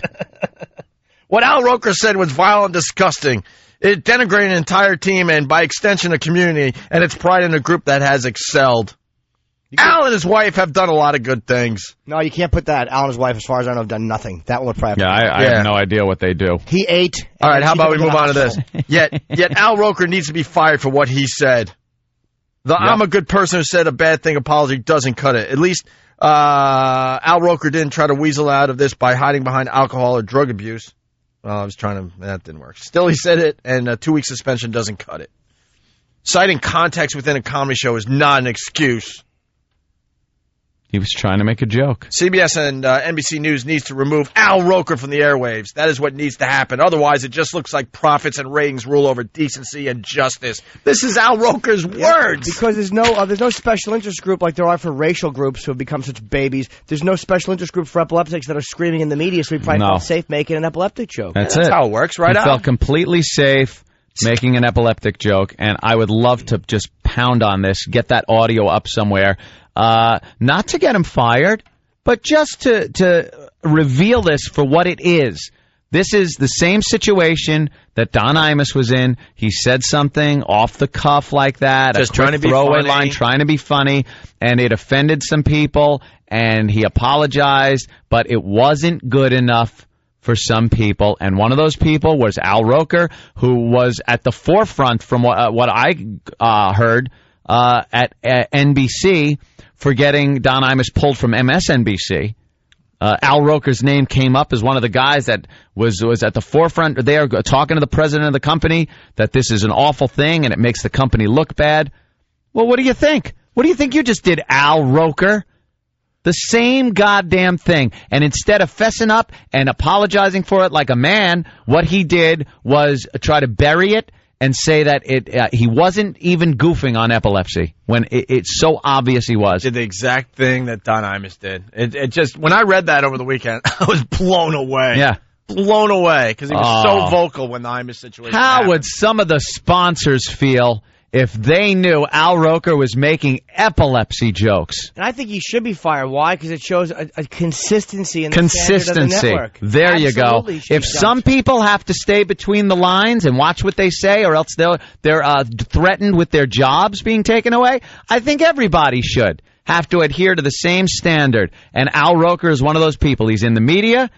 He's got a huge viewership of people, and he absolutely offended people and wasn't even fessing up to it in his apology. And he should be fired more than Don Imus should have been fired. Absolutely. Because he's not even doing a comedy show. We're doing a comedy show, believe it or not. Every day we try to do a comedy show. It's unscripted, and we're just flying by the seat of our pants. And now Al Roker has learned the hard lesson that sometimes you just screw up trying to entertain your audience. He's a real member of the media. Like, he's a legitimate member of the media. He reflects, like he said about Imus, reflects on the entire organization, meaning NBC.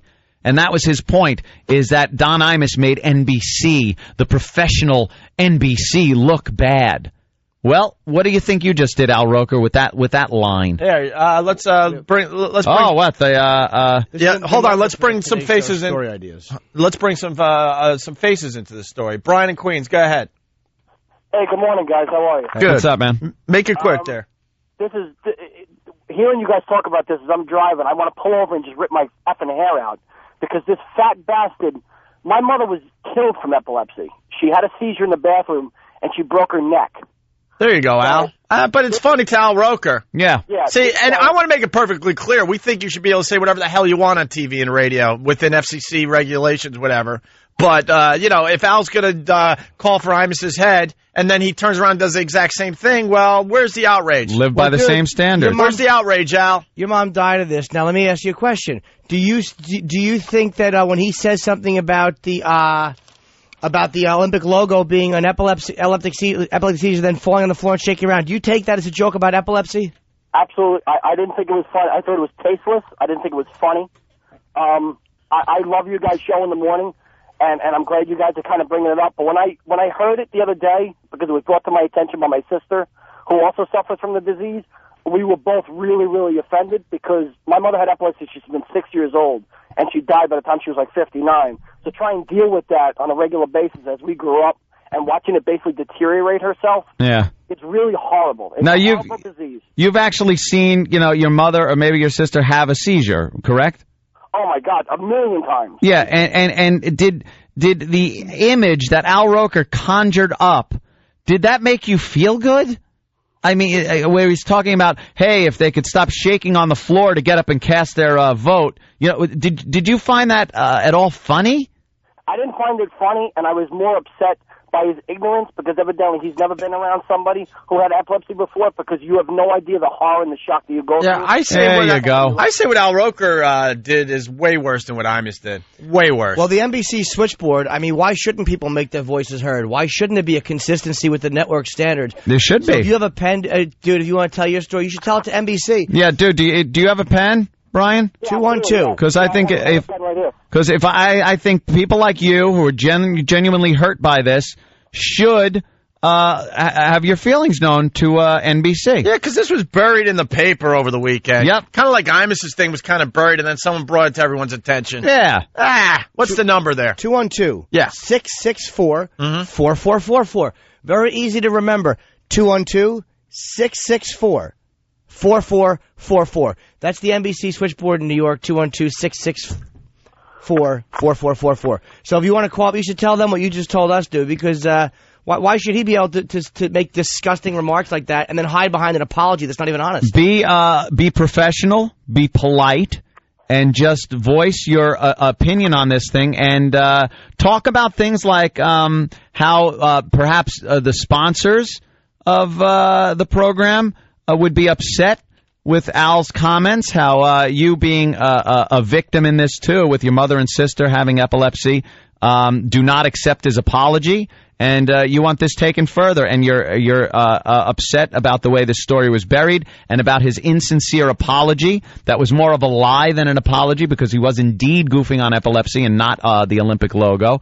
And see how Al takes all this. See if he goes on an apology tour, buckles under, see what NBC management does. I want to see if there's a double standard here. Maybe Al will go to someone suggesting he should tour hospitals and see people with epilepsy. And meet and have to sit and meet and speak with people with epilepsy and be educated on the subject. Yeah, I would like to see that happen. Yeah. Instead of that disgusting, I would respect him at least a little bit more as a man if he told the truth when he apologized. He But lied. He couldn't even do that. He was trying to weasel his way out of it without taking any responsibility for what he said. And when you're on live TV or radio, that seems to be the thing now. Every word that comes out of your mouth, you're responsible for and have to take the heat for if you slip up. And when you're just trying to entertain your audience, Al Roker is learning that lesson the hard way. There you go. See, Al, wow, see how easy it is to do this? Hey, Al, it's easy, ain't it? You just get on and you blurt things out. And then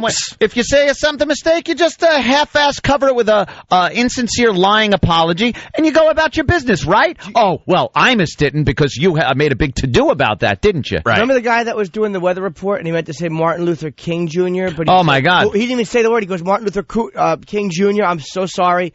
That was a sincere apology by a weatherman who honestly made an error, a dumb error. Just a mistake. And immediately... He tripped over his tongue and a bad word, racial epithet came out. Half of one King and came Junior out. is what he was mixing up. And unfortunately, that's like a close racist... But King and Junior, he was rushing. He was fired before they went to commercial. He was my fired God. that day. Yeah. Where's the double standard? Only because it's racial? You can only be fired for racial stuff? Come on, man. Apparently so. He was fired before the 5-day forecast. Well, he was just, wow. Hey, the voice changed in the middle of the... 5-day forecast? Yeah, it changed on Wednesday.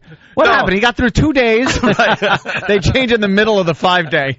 Let's go to Debbie on Long Island. Debbie, I know we have to take a break, but this is very important to us because we love hypocrites, and Al Roker is one of the biggest ones today. Debbie, go ahead. Hi, good morning. My name is Debbie. Listen, I'm epileptic. In fact, I had a seizure last night, and I was just driving my boyfriend to work in the morning. Well, Al Roker thinks it's hilarious to have seizures, so. You're rolling on the floor. You can't even get up and go to the computer. Shaking. Hopefully you got a family member that could dial the NBC switchboard for you. I was just explaining to my boyfriend how scary it is, and this guy's joking around about it. How dare he? Debbie's got one of those sexy, voices. Yeah. You got one of those, I was actually on the show a week ago about when you guys were talking about how you should show cleavage at work. Yeah. I agree with it. Good. And you know what? But like I said, about this whole epilepsy thing, that's not something that somebody should joke about. If somebody would actually say something like that to my face, I think I would go and cry. And then I would, probably end up punching the person in the face because that's not something I would have to deal with. Well, this shouldn't be a double standard. Racial or not racial, if you're making fun of somebody, it's messed up. Like that. Hey, look, you want to, especially when you're going to stand on a soapbox and pontificate about morality with humor, to a guy whose job it is to be funny. Right. Your job is not to be funny, stupid. Yeah. Your job is to tell us the weather. Tell the You're weather. legitimate media. He's That's- legitimate media. That's why if this was just some guy that said this, I wouldn't even give it a second thought. But when this guy got up on his soapbox and it collapsed under his weight, and he got another soapbox, a stronger one, a metal one, and got up there and just started calling for the firing of Don Imus over what Imus said. When you got someone like that, you need to then put them under the microscope and. Thank you so much. Okay, thank you. Don't mistake this for O&A sincerity as far as epilepsy goes. No, we should. Please. We think you should be able to make fun of everything. But now Al Roker has learned the hard lesson that this stuff happens. Well, NBC switchboards, again, be polite and just talk about the point. You know, I'm not saying attack them, but just tell the truth about how despicable what he said was and maybe mention the sponsor. It's 212-664-4444. That's NBC here in New York. And, he wants to say that Imus shouldn't say things and he shouldn't make reprehensible comments and then not even be a man like Imus was and apologize. Right. I can't say it enough. I know I've said it quite a few times. It is the most insincere, try to get out of trouble excuse for an apology I've ever heard from a public figure. This thing, he didn't even fess up to what he said. Nope. And then he said, if you were offended, hey, look, I didn't expect anyone to be offended. But if you were, now I'll throw you a bone and apologize even though I didn't say anything about epilepsy. Like he dodged the whole goddamn thing. Where this guy should have gone on there, and after what he said about Imus, he should have been on his knees begging for forgiveness. Right. And he said we were joking about the logo, not about epilepsy. No. Then why would you That's how it started. That was the setup to the joke. Well, here's the apology. Here's the apology again. I do want to take care of one thing, though. Yesterday at this time, we were talking about that 2012 London Olympics logo and how hideous it was, and how people were being suggested that they were having epileptic seizures by this thing. And I started joking about it, and I want to make this clear. I was not joking about epilepsy or anybody who suffers from epislepsy.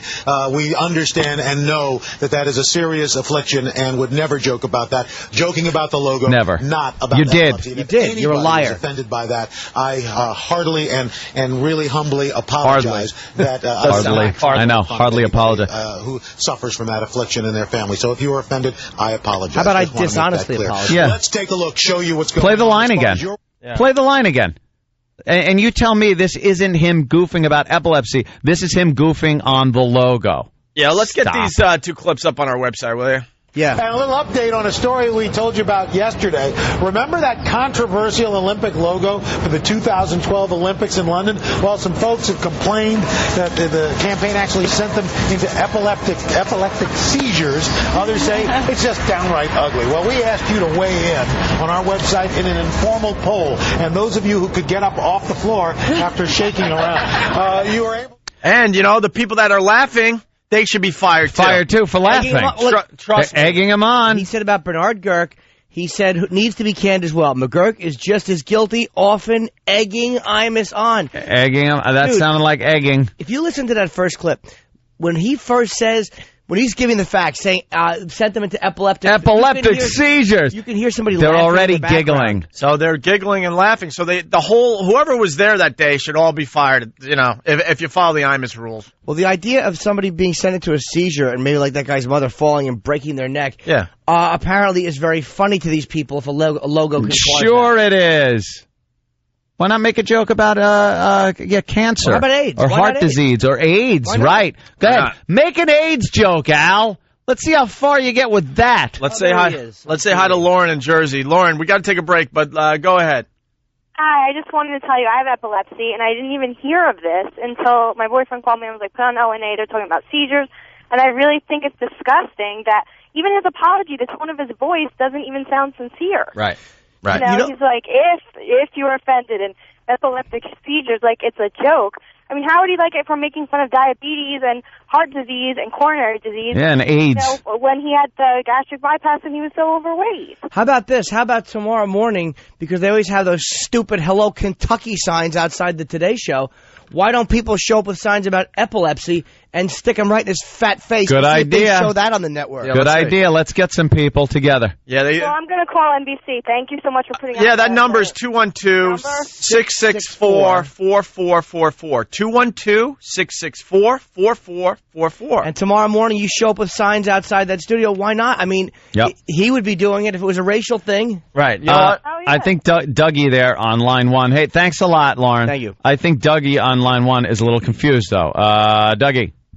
Hey, how you doing, guys? What's up, man? Yeah, first let me just say Al Roker is a fat ass. And on top of everything else, it would be hypocritical for me to say that Al Roker should be fired. Right. But I think because that he is Al Roker, he should be fired for what he said. If he's going to make a big deal about Imus, he should be fired for what he said. All right? It's a double standard. I don't think he should be fired, but I think he should be held to the same standard as the people that or the person that he got fired. He had a very key role, from everything I read, a very key role in changing minds over at NBC as far as Imus went, and the reason that Imus got fired from MSNBC. So why should he not be put under the same scrutiny that Don Imus did? If he survives it and holds his job, that's it, whatever. But if he's held to the same standards and gets fired, that's just the world we live in today, and it's very hard. We have to adhere to rules as we sit here that are far further than they were years ago, far more reaching than just FCC violations, because of people like Al Roker. And standards that have been put in place, these moral standards that are put in place, the fear of offending people. Al Roker is one of the people in the forefront that is in the public eye that made this worse because he wanted Imus fired. So why shouldn't he be put against the wall and have to deal with the same standards and same criticism? And I'll take it one step farther real quick, is the fact that Imus was doing his job. And Imus was supposed to be doing stuff like that. Al Roker did what was not part of his job. Imus was all about getting off edgy. script. He's real media. Yep. We got to take a break, but Jeff, you got to make it really fast because we really got to take a break. We're late. Yo, am I on? Yeah, you're on, go, man. Jeff, real fast. Yeah, no, this really does tick me off. I was never a big Imus fan. I didn't care less, but my brother committed suicide over 30 years of having epileptic seizures. I really would like you to put out that number so I can call. 212-664-4444, the NBC switchboard. Man, the phones are lit. We'll go right back to the phones after this. It's Opie and Anthony. We're back with the Opie and Anthony show. We got Bear on the line. Very busy morning. We got Dennis Hoff calling in.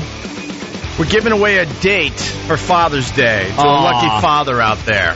A date from where? From who? Dennis Hoff, the Bunny Ranch out there in Nevada, where dating is legal. Dating. Nice. We want to do something nice for Father's Day. And this guy, Bear, had a very interesting story. And his wife was actually admits not having sex with him. She doesn't want to have sex in with 12 him. years. And he's a dad. He's got daughters, like 4 daughters. Yeah. It's like, why not help this guy out? We'll talk to Bear in a second and Dennis Hoff in a second, but the phone's just lit because of the Al Roker situation. By the way, there's an email address today at msnbc.com. That'll help? All right. Today at msnbc.com. That'll get your emails right to the people that need to see these emails about Al Roker making light of epilepsy. Yeah. This from the man, Al Roker, who went to the head of NBC. What's his name, the president? Steve Kappas, that horse's Steve ass. Kappas. He went to him and called for Imus's firing because of Imus's faux pas during his live broadcast. And what was the big quotes from Al Roker's blog about the Imus thing again? The humor God. stuff? Oh, yeah. Because that's all Al was trying to do is make a quick little joke, right? Oh, I guess so. Yeah. Add a little levity to the program.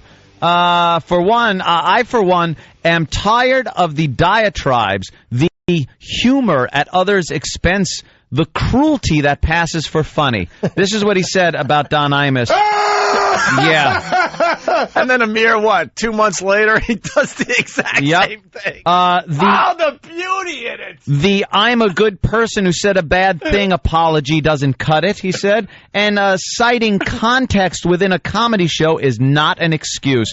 Yeah. This man went to the head of NBC, Al Roker went to the head of NBC, and called for Imus and Imus's staff to be fired. Called for them to be fired because the staff egged him on. And all Imus was trying to do that day was entertain his audience, just like Al Roker was just trying to entertain the viewers of the Today Show with a quick little joke. Little joke. They were talking about the Olympic logo in London that apparently might trigger epileptic fits.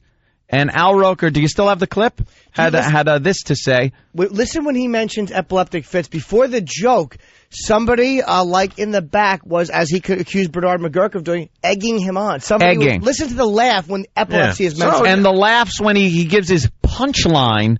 All those people should be held accountable. It's just laughing, but my God, it's insensitive, and it reflects on the entire NBC news organization. Yeah, what makes this different? Right. Really, that's what Kappa said. What does make it different? It compromises the integrity of the news. What does make it different? NBC switchboard 212-664-4444. Just I want you to ask the tough questions. What makes this different than the Imus situation?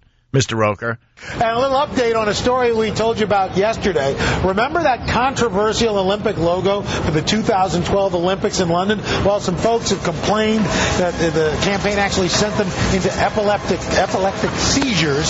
Others say it's just downright ugly. You see the laugh there? To weigh in on our website in an informal poll. And those of you who could get up off the floor after shaking around, you were able. Oh, they're all laughing. Hey, fired. Those of you who could get up off the floor after shaking around, that is a joke about epilepsy. It's not a joke about the logo. Dude, she laughed. Listen to the titter when he said the epileptic seizures. So there was no joke. He said a fact. This might send people into epileptic seizures, and she laughed. Where's the integrity of the news organization? I want Al Roker to go on and now acknowledge how when you're trying to entertain an audience, you can slip up. You might say things. That's what I want to hear from Al Roker on TV. I don't want to hear an insincere apology. I was just trying to entertain my viewers. I thought that would be quick and funny, and I realized how insensitive that was. Now I understand. Imus did the same thing. Imus didn't go out to, be...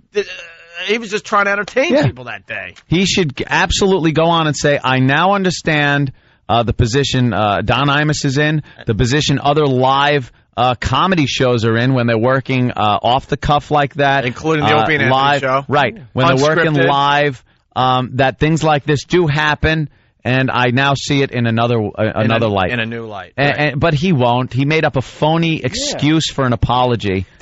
I'm sorry. No, I was done. There's nothing worse to me than when somebody makes a joke about something and says they weren't talking about that. It would be like Imus when he said what he said. If he had said, no, I meant nappy as in sleepy, and I was saying hose because I was comparing them to garden implements. Right. Just completely phonying up the apology. Would have been equal to the fraudulent crap that Al Roker said. Right. With that, let's say hi to Deborah. Man, it takes talking about epilepsy to get these phones ringing. What the hell's wrong with you guys? Deborah. What's up? Good morning. How are you?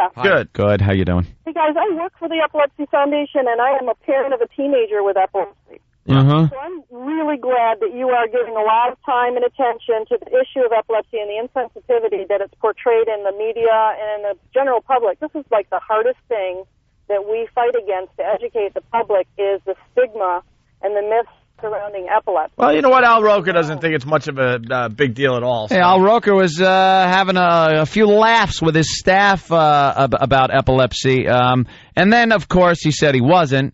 But we have the audio. There's no getting away from it. I think this is an opportunity for Mr. Roker to become our best friend and help us educate everybody about epilepsy. And you should also educate people on how you can slip up when you're unscripted, just trying to entertain an audience. Yeah. Because, you don't think we know we have bullseyes on our freaking heads here? And then we'll get into the next controversy just because we're trying to entertain a radio audience? And that's why we're taking this very seriously and calling out people like Al Roker. And these hypocrites. Another thing that's disgusting about it is people who tune into Imus know what they're going to get with Imus. Yep. You know what type of humor he does. You know it's a comedy show.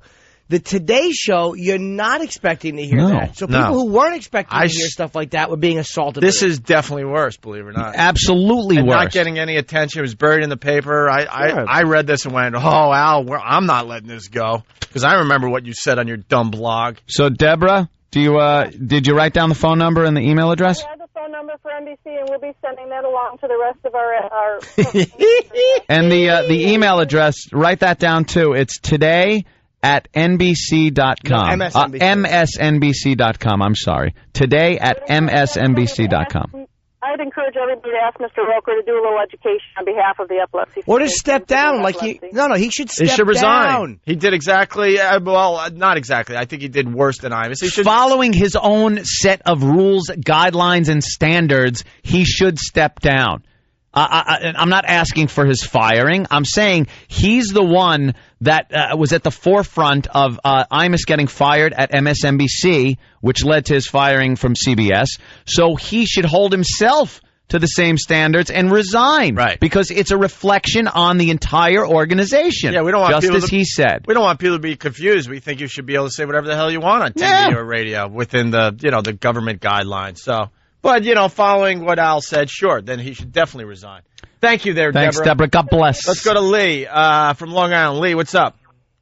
Hey. I just tried to call NBC. It's really funny. You really got it going. You can't even get through. Of course not. No, huh? Well, keep the pressure up. Well, listen, I agree with you. I mean, this isn't about, and I feel bad for the people calling, and it's great that however you get this out, you get it out. This isn't about epilepsy. This is about the guy being a hypocrite. And he probably won't get fired because he's black. Well, I don't know if this is that much of a racial issue, I'll tell though. You one thing, though. Here's where the racial angle comes in, and she raises a point. A black guy making a joke about about something that the special interest groups aren't vocal about is much safer, and that's why the media wasn't talking about it, because nobody cares. And by the way, the people laughing, we do. The people laughing were Matt Lauer and Ann Curry. Fired! Really? Fired! Matt Lauer found it funny, I guess. Fired! Where was his apology? Unbelievable. Fine, I totally agree with you guys. This isn't about epilepsy. It's about the hypocrisy. Yep. And it's also about being a legitimate news show or a show that is watched by people like that and making an epilepsy joke. So it is about that too. You know what I read? I read complaints on the message boards that said we don't let the callers talk. I'm sorry. Go ahead. We take the calls. We let them say 3 words, and then all 3 of us just gang up and bombard and monopolize the conversation. And then they try to talk, and then we jump back in again. Well, we get excited. And as I'm reading it, I'm going, yeah, we do that. You go ahead and talk. I apologize. Not you, bitch. Anthony. Call, I just to say that, I totally agree with you guys. It's about the show. It's not about what he specifically said. It's about being a hypocrite. David, what's up? Same point 8 times. That's why we jump in. That's why we jump in. That's why we talk over the callers, you dumb message board asses. We got to direct you.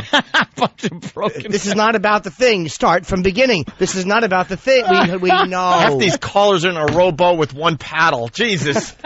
Get another paddle. Let's move forward. Is that funny? In a circle. How many times was she going to say it's not about the epilepsy, it's about hypocrisy? We got it, bumper sticker. All right, we're going speed round here. David, go. Is that funny? We're speed rounding. Go. Yeah, what's up? Oh, yeah, I was just calling to say that the girl should laugh. The joke was halfway funny. She shouldn't have a problem laughing. It's just Al who should be held to those standards. It was his blog that right.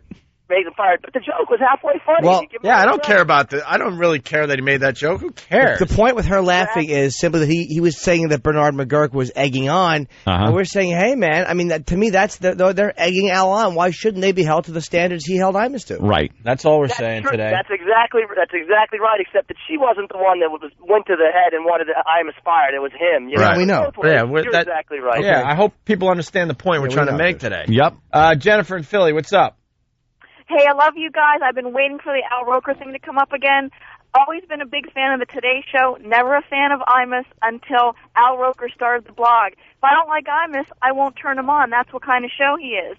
But Al Roker, I can't tell you the number of times he's had to apologize for inappropriate comments. Has he really? I would love a list of other things he had to apologize for. That would be wonderful. Because we're not letting this one go. No. So sick of the hypocrites out there. Nope. Wish I could think of specifics, but I used to love him. Now I hate him, and I think Imus should be back on the air now. Well, somebody should show up tomorrow morning at the Today Show, like an Epilepsy Foundation or something like that, because they have these live shots, and they're all clowning around, and let's see if they show you on television. And like a bunch of fat housewives going, hello, New Hampshire. Let's see if they show a real sign with something he said. Let's go to Jack. Jack, what's up? Not much, brother. I just wanted to let you know, man, I already called Al Roker, or called the office and went to the voicemail. Just gave my great disdain for Al Roker, seeing that I'm an investor. And I watch MMBC every day, and I purchase their sponsors' products, but not anymore. And make sure people understand that, you read his blog, and he did exactly what he was writing about in his blog about Imus. Exactly. I mean, exactly. You can't even, it's not even open for interpretation. Nope. Let's go to Shannon in Niagara Falls. Shannon, what's up? Hi, this is Shannon. I had just called the NBC, and they're actually not even accepting the phone calls or the complaints. They're putting us straight through a voicemail. Because they're probably like, those Opie and Anthony's are at it again. Well, today, today at MSNBC.com, they have to see the emails piling up. And you know what? They still know you're calling. Right. Even if they're putting you through a voicemail, they still know that you're calling. Right. And ask and go, we just want Al Roker to go on TV and explain why this is different than the whole Imus thing that went down, that he was really adamant about. And we know our pests are able to get other email addresses that might be pertinent to the situation. Yep. Our pests are very, very resourceful. So perhaps a few of those can get on the message boards. So they could be informed on how outraged some of these people are at what Al Roker said, and he should be held to the same standard. And Matt Lauer and Ann Curry are guilty as well. Yes, they should be held to the same standard too. Laughing at his joke. What does that do to Matt Lauer's credibility and the credibility of NBC News? My goodness. If it had been AIDS, and he had made an AIDS remark, would she have laughed at the mention of AIDS? An AIDS joke? Could you imagine Al Roker making an AIDS joke? Why not? Christ on a pony, it would be over, Johnny. All right, we got to take a break to catch up a little bit. Bear, Staten Island, can you hold through the break? You got it. We're going to get an update from you next. All right. And I don't know if we have time for Dennis Hoff, but we can promote the thing and get Dennis on tomorrow, maybe? Yeah, during I the think week. that's what we're going to have to do because the show is just flying by right now. It's Opie and Anthony. Opie and Anthony. 92.3. What a day, huh? How great is this contest, man? It's Opie and Anthony. Yeah, we have a great contest. Father's Day is sometime soon. Yeah, some people just kind of... I lost track. I know it's coming up, though, I guess. This is the Father's Day Bunny Ranch giveaway, Friday, June the 15th. The lucky winners are going to receive a trip to the Moonlight Bunny Ranch for Father's Day for a date with a lovely lady. We're going to speak with Dennis Hoff. I think tomorrow, talk to Dennis to talk about the event and see who he has lined up for Friday's show. And you can email Travis, Travis at foundfreemusic.com if you have an interesting story. And the prizes are going to be airfare for a dad and son to fly to the Bunny Ranch from anywhere in the country. The approximate cost, that's like $700 to $1,000. Car service to and from Reno Airport in a limo. Winners get VIP suites at the Bunny Ranch for 2 nights and 3 days. Oof. Food and drinks. 2 nights? 2 nights and 3 days? I need 2 hours. Wow. And then I want to go see some sights. Dennis is a promotional genius. He understands. He's not going to be cheap about it. No. Yeah, that's pretty cool. Monogram robes and T-shirts and hats, and the winners. And the dry cleaning for them afterwards? Brand new boxers. Your old ones will be burned. and both winners are furnished with VIP passes. Yeah. Approximately $1,000. That's worth. Just man, I can't get past the 2 nights. 2 nights, 3 days. Wow. Anyway, and people out there are like, oh, how cute. No, we're looking for fathers that are possibly married. We don't care. No morals here. Don't care as long as they're lonely. That's how we met Bear last week, and he's on the phone right now. So let's get a Bear update from Staten Island. It's Bear, everyone. Bear, how you doing, man? Hey, what's up, fellas? And his wife Louise. How's Louise? How's Wheezy? How's the crazy cat lady doing? Oh, please. Did you now Bear? For everybody out there, really fast, a quickie on Bear. Bear and Louise are a couple. You've been married how long? Almost 18 years. Almost 18 years. They have kids. 4 kids. 4 kids. And she just does not give him any sex anymore. Haven't had sex in what, 12 years, Bear? 12 years. 12. No, actually, it's probably closer to 13. It's when my 12-year-old's were conceived, my twins. After a certain amount of time, it really doesn't matter. So, we're looking a very long time, 12, 13 years, no sex. After a week, it might as well be 10 years. Who keeps track after? Doesn't matter. And she doesn't even care. We talked to her, and the most telling thing, I was thinking about this couple over the weekend, and me and my girlfriend kind of were talking about him for a little bit, and she was like, when his wife Louise, when you asked her, do you still love Bear, and she went, she just made a sound. My girlfriend was like, that was just like, oh my God, you so gotta appreciate telling. the honesty, though. Yeah, She yeah. wasn't going to BS about it. She's like, I'm comfortable. I raise cats. I got a big house. I got a job and 4 I got kids. big house and kids. I'm busy. I can't think about that kind of thing. So she doesn't even, there's not an iota of sexuality left in that woman. She does not want any sex. No. So it's I guess silly to say ask you if you got anything over the weekend. No. Nah. Let me tell you, I drive a gasoline tanker at night. I would careen it into an abutment. I would probably If I was married to Louise. I would probably make it really good and go right for the preschool. Just drive right through. Why not? Yes, sir. I work and I take care of my kids. See, that's what he turns into with this woman. This poor guy. That's exactly what it is. This guy. I want to leave, but I can't. I got to raise my daughters. This guy's a bunny. This guy's made for the bunny ranch. Yep. They're hot chicks. They're nice. Well, we're talking to the front runner right now, Jimmy. Yeah, you are the front runner, Bear, because if contest to win, though, if any guy I've ever spoken to needs to go out and have the company of another woman out there in Vegas, see a little excitement, it's you, because that wife of yours, that Louise, she is asexual. There is nothing sexual about her. No, because we asked her, and she's like, look, I want him tall, dark, and tattooed, remember? Yeah, but that's like that's like a womanly soap opera fantasy. She wants like a Fabio fantasy where he comes up on a horse and takes her away or something. This guy, Bear, he just wants the company of a beautiful woman for the night. You know what I mean? That's what he wants. She wants some kind of romance and all this bull crap that goes along with it. And meanwhile, she's just in the house with the kids and the cleaning and gives her husband no bit of sexuality or anything. The beauty, too, is if Bear wins this date at the Bunny Ranch in Nevada, his wife already said that she would welcome him back home and with open arms. She's fine with whatever happens on your date. Hell, I'll walk there, guy. He doesn't even care about airfare. Hey, Bear, are you walk? Can you come in Friday? I'm sorry, sir? Can you come in Friday? Come in? Yeah.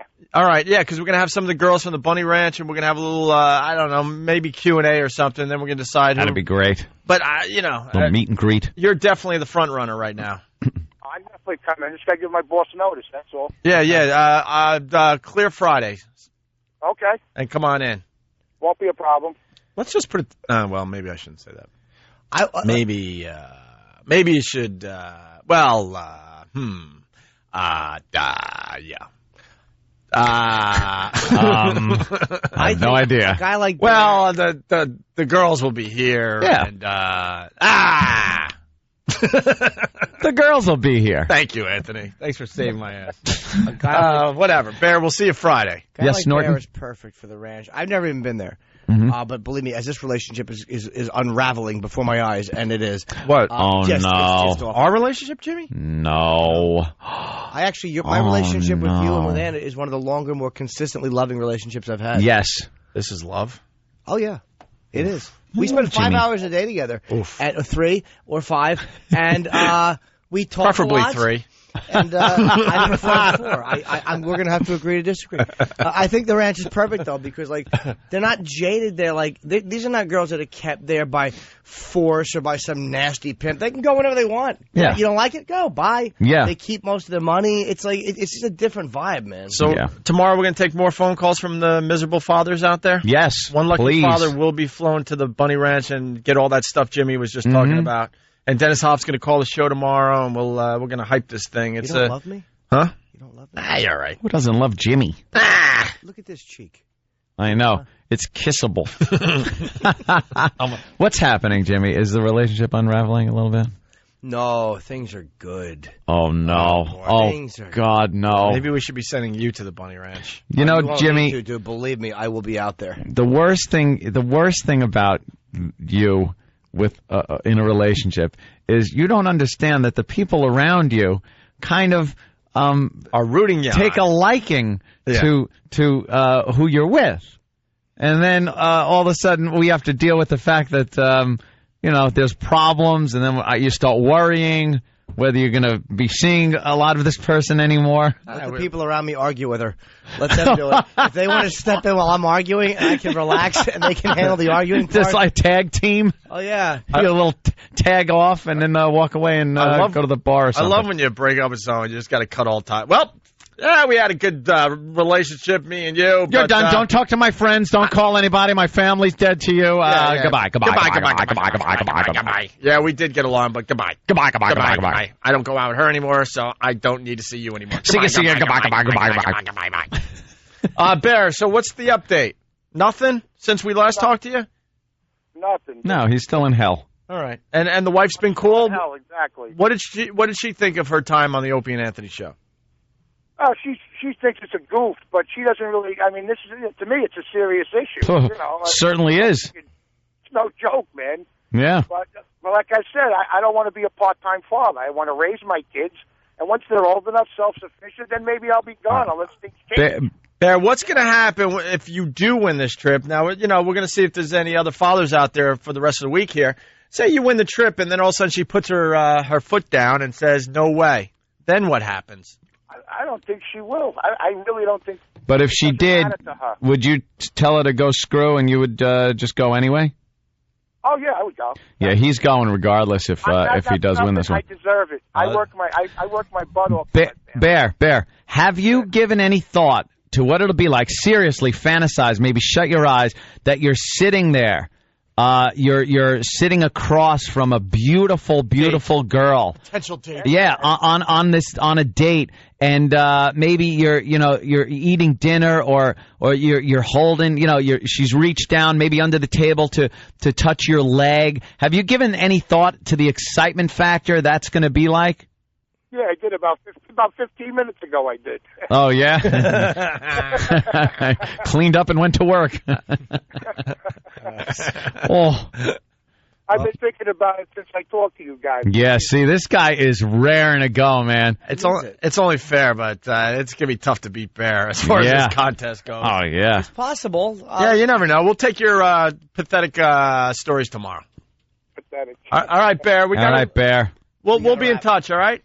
We'll see you. Looking forward to meeting him on Friday. That's for sure. Yeah, we got to wrap up the show live, and then BCN will end around 20 minutes from now. So, what the hell is that about? We got to get to the bottom of that. Wrapping up with the what do we got? Al Roker. If you're disgusted by his comments and you want to call the switchboard 212-664-4444. But we ask you don't be filthy about it. Just state what's on your mind about it. Yeah. Being, it being awful what he said. Be professional and get to the point about the fact that there's a double standard, the fact that he should be held accountable, that his comments reflect on the entire news organization over there, just as Imus did, and what's going to be done about it. Yeah, and the beauty of our past, when it comes right down to it, they do show their intelligence. So. Yeah. Oh, yeah. Today at MSNBC.com. Today at MSNBC.com. Or go to Roker's website. Let them know directly what you think. Mailbag at Roker.com. Yeah, any of those. It used to be feedbag at Roker.com. No, that's what he is. He's a mailbag. You think over the weekend he was eating a salad with no dressing going, I think I'm going to skate. He spritzed a couple of squirts of dressing on. And just two. And just a couple of croutons because he couldn't help himself. What he likes to do is put one piece of popcorn on each side of his fat mouth and then spray, I can't believe it's not butter, onto his tongue until it lubricates it and he swallows it. Fat head he still has. Oh, he's dreaming of all that fried food that Tony Soprano was eating last night. But he's there with his salad. Going, I think I skated. I think they're going to accept my apology. Yeah, I think I made it through that epilepsy thing. Boy, that was close, huh? Good news. They buried it in a Saturday paper. No one will pay attention to it when it comes Monday. We don't like hypocrisy over here. That's right. That's for sure. Al. So if you're going to go after someone and have them thrown out of their livelihood, you better watch what you say and how you say it and how you apologize for it, because people will take notice, like us and the pest and our listeners and people with epilepsy and people with loved ones that have epilepsy. They're going to be writing and calling NBC. Good luck to you, Al. Good luck. I love you guys. Hey, why don't you give away some virus tickets? Make Travis work a little late today. You didn't tell me you love me. Anthony did. He's going to break a nail on the phones. I love you. Because he's a girl. What? Get it? How come we don't love each other? I love you. What? But tell Jimmy you love him. No. Why? I only say that to my girlfriend. But it's a different kind of love. No. I mean, with her, it's loving and caring. And with me and you, it's just a couple of men taking out our aggression the way men do. Mono on mono. With you, it's a lot of rashes due to whiskers. I don't want that kind of love. A lot of man-to-man sweating and avoided eye contact. Whisker rashes. Traveling virus. Hey, it's Saturday, Jones Beach. Anthony and I are from Long Island. This is the first thing we've done on Long Island in years. It's like going home. We can't wait for Jones Beach this Saturday. You can get $10 tickets, man. The fans have been amazing and loyal. The phone, I've never seen the phones explode like that. Yep. People calling for tickets. You've been very loyal to us through some weird times, so we want to say thank you. We really want you guys to come out Saturday night. We have a great lineup. There's going to be the whole O&A Village. We got Stephen Lynch, Stupid Patrice, myself, Bob Kelly. I'm going to re-break Fat Boy's knee on stage. Nice. I'm gonna. Here's the lineup really fast. You got Bob Kelly, Bob Saget, Frank Caliendo, Jim Norton, Louis C.K., Otto and George, Patrice O'Neill, Rich Voss, Stephen Lynch, Ant and I on stage doing some crazy things. The Village, the tailgating, videos, and Tom Chiasano's tie. Oh, we'll be there. Yes. All right, so we'll give a pair of tickets to a random caller right now, 877-212-5762. The tickets, I guess, are still $10, which is unbelievable. Go to Virus Tour, one word, on MySpace for all the info. Is that it? Well, it just seems more comfortable to talk over the music. It gets awkward when the music ends. I could say it, Earl Douglas. Well, what happened? Earl Douglas. What? Sopranos ending? Yeah, we don't have that bit figured out yet, but we want you to come up with your own Sopranos ending, maybe with video animation or... No, he was saying that we should end like the Sopranos. But how would we do that? You want to... How would we do that? Well, Don't Stop Believing. What? No, we're dumb. We should have done some Don't Stop Believing. Good idea, Hawk. After the music stops, why don't you mention it at 10:40 on the phone? Like to bite your nose off and spit it in your face. Stupid. He was happy, though. He was all happy. The music ended, and he's, like, pointing at the screen. No, he means he wants to eat onion rings. I'd love to stab you right now. You think Meadow got out of her parking spot by now? I hope so. It would have been more exciting watching Steve homoerotically shave his eyebrows. All right, there was so much today. See you tomorrow, folks. We would have done another hour, but for some reason, Tom just will not allow that, unfortunately. And we could have talked about Paris, talking to Barbara Walters, and all sorts of good stuff. Tomorrow we'll do it. Her crying on the back of the cop's car. All that stuff. We didn't even get to today. She didn't look like she did in the porn movie. Nah, it's Opie and Anthony. We'll see you guys tomorrow. Thank you. This is the Opie and Anthony Show. 92.3 K-Rock.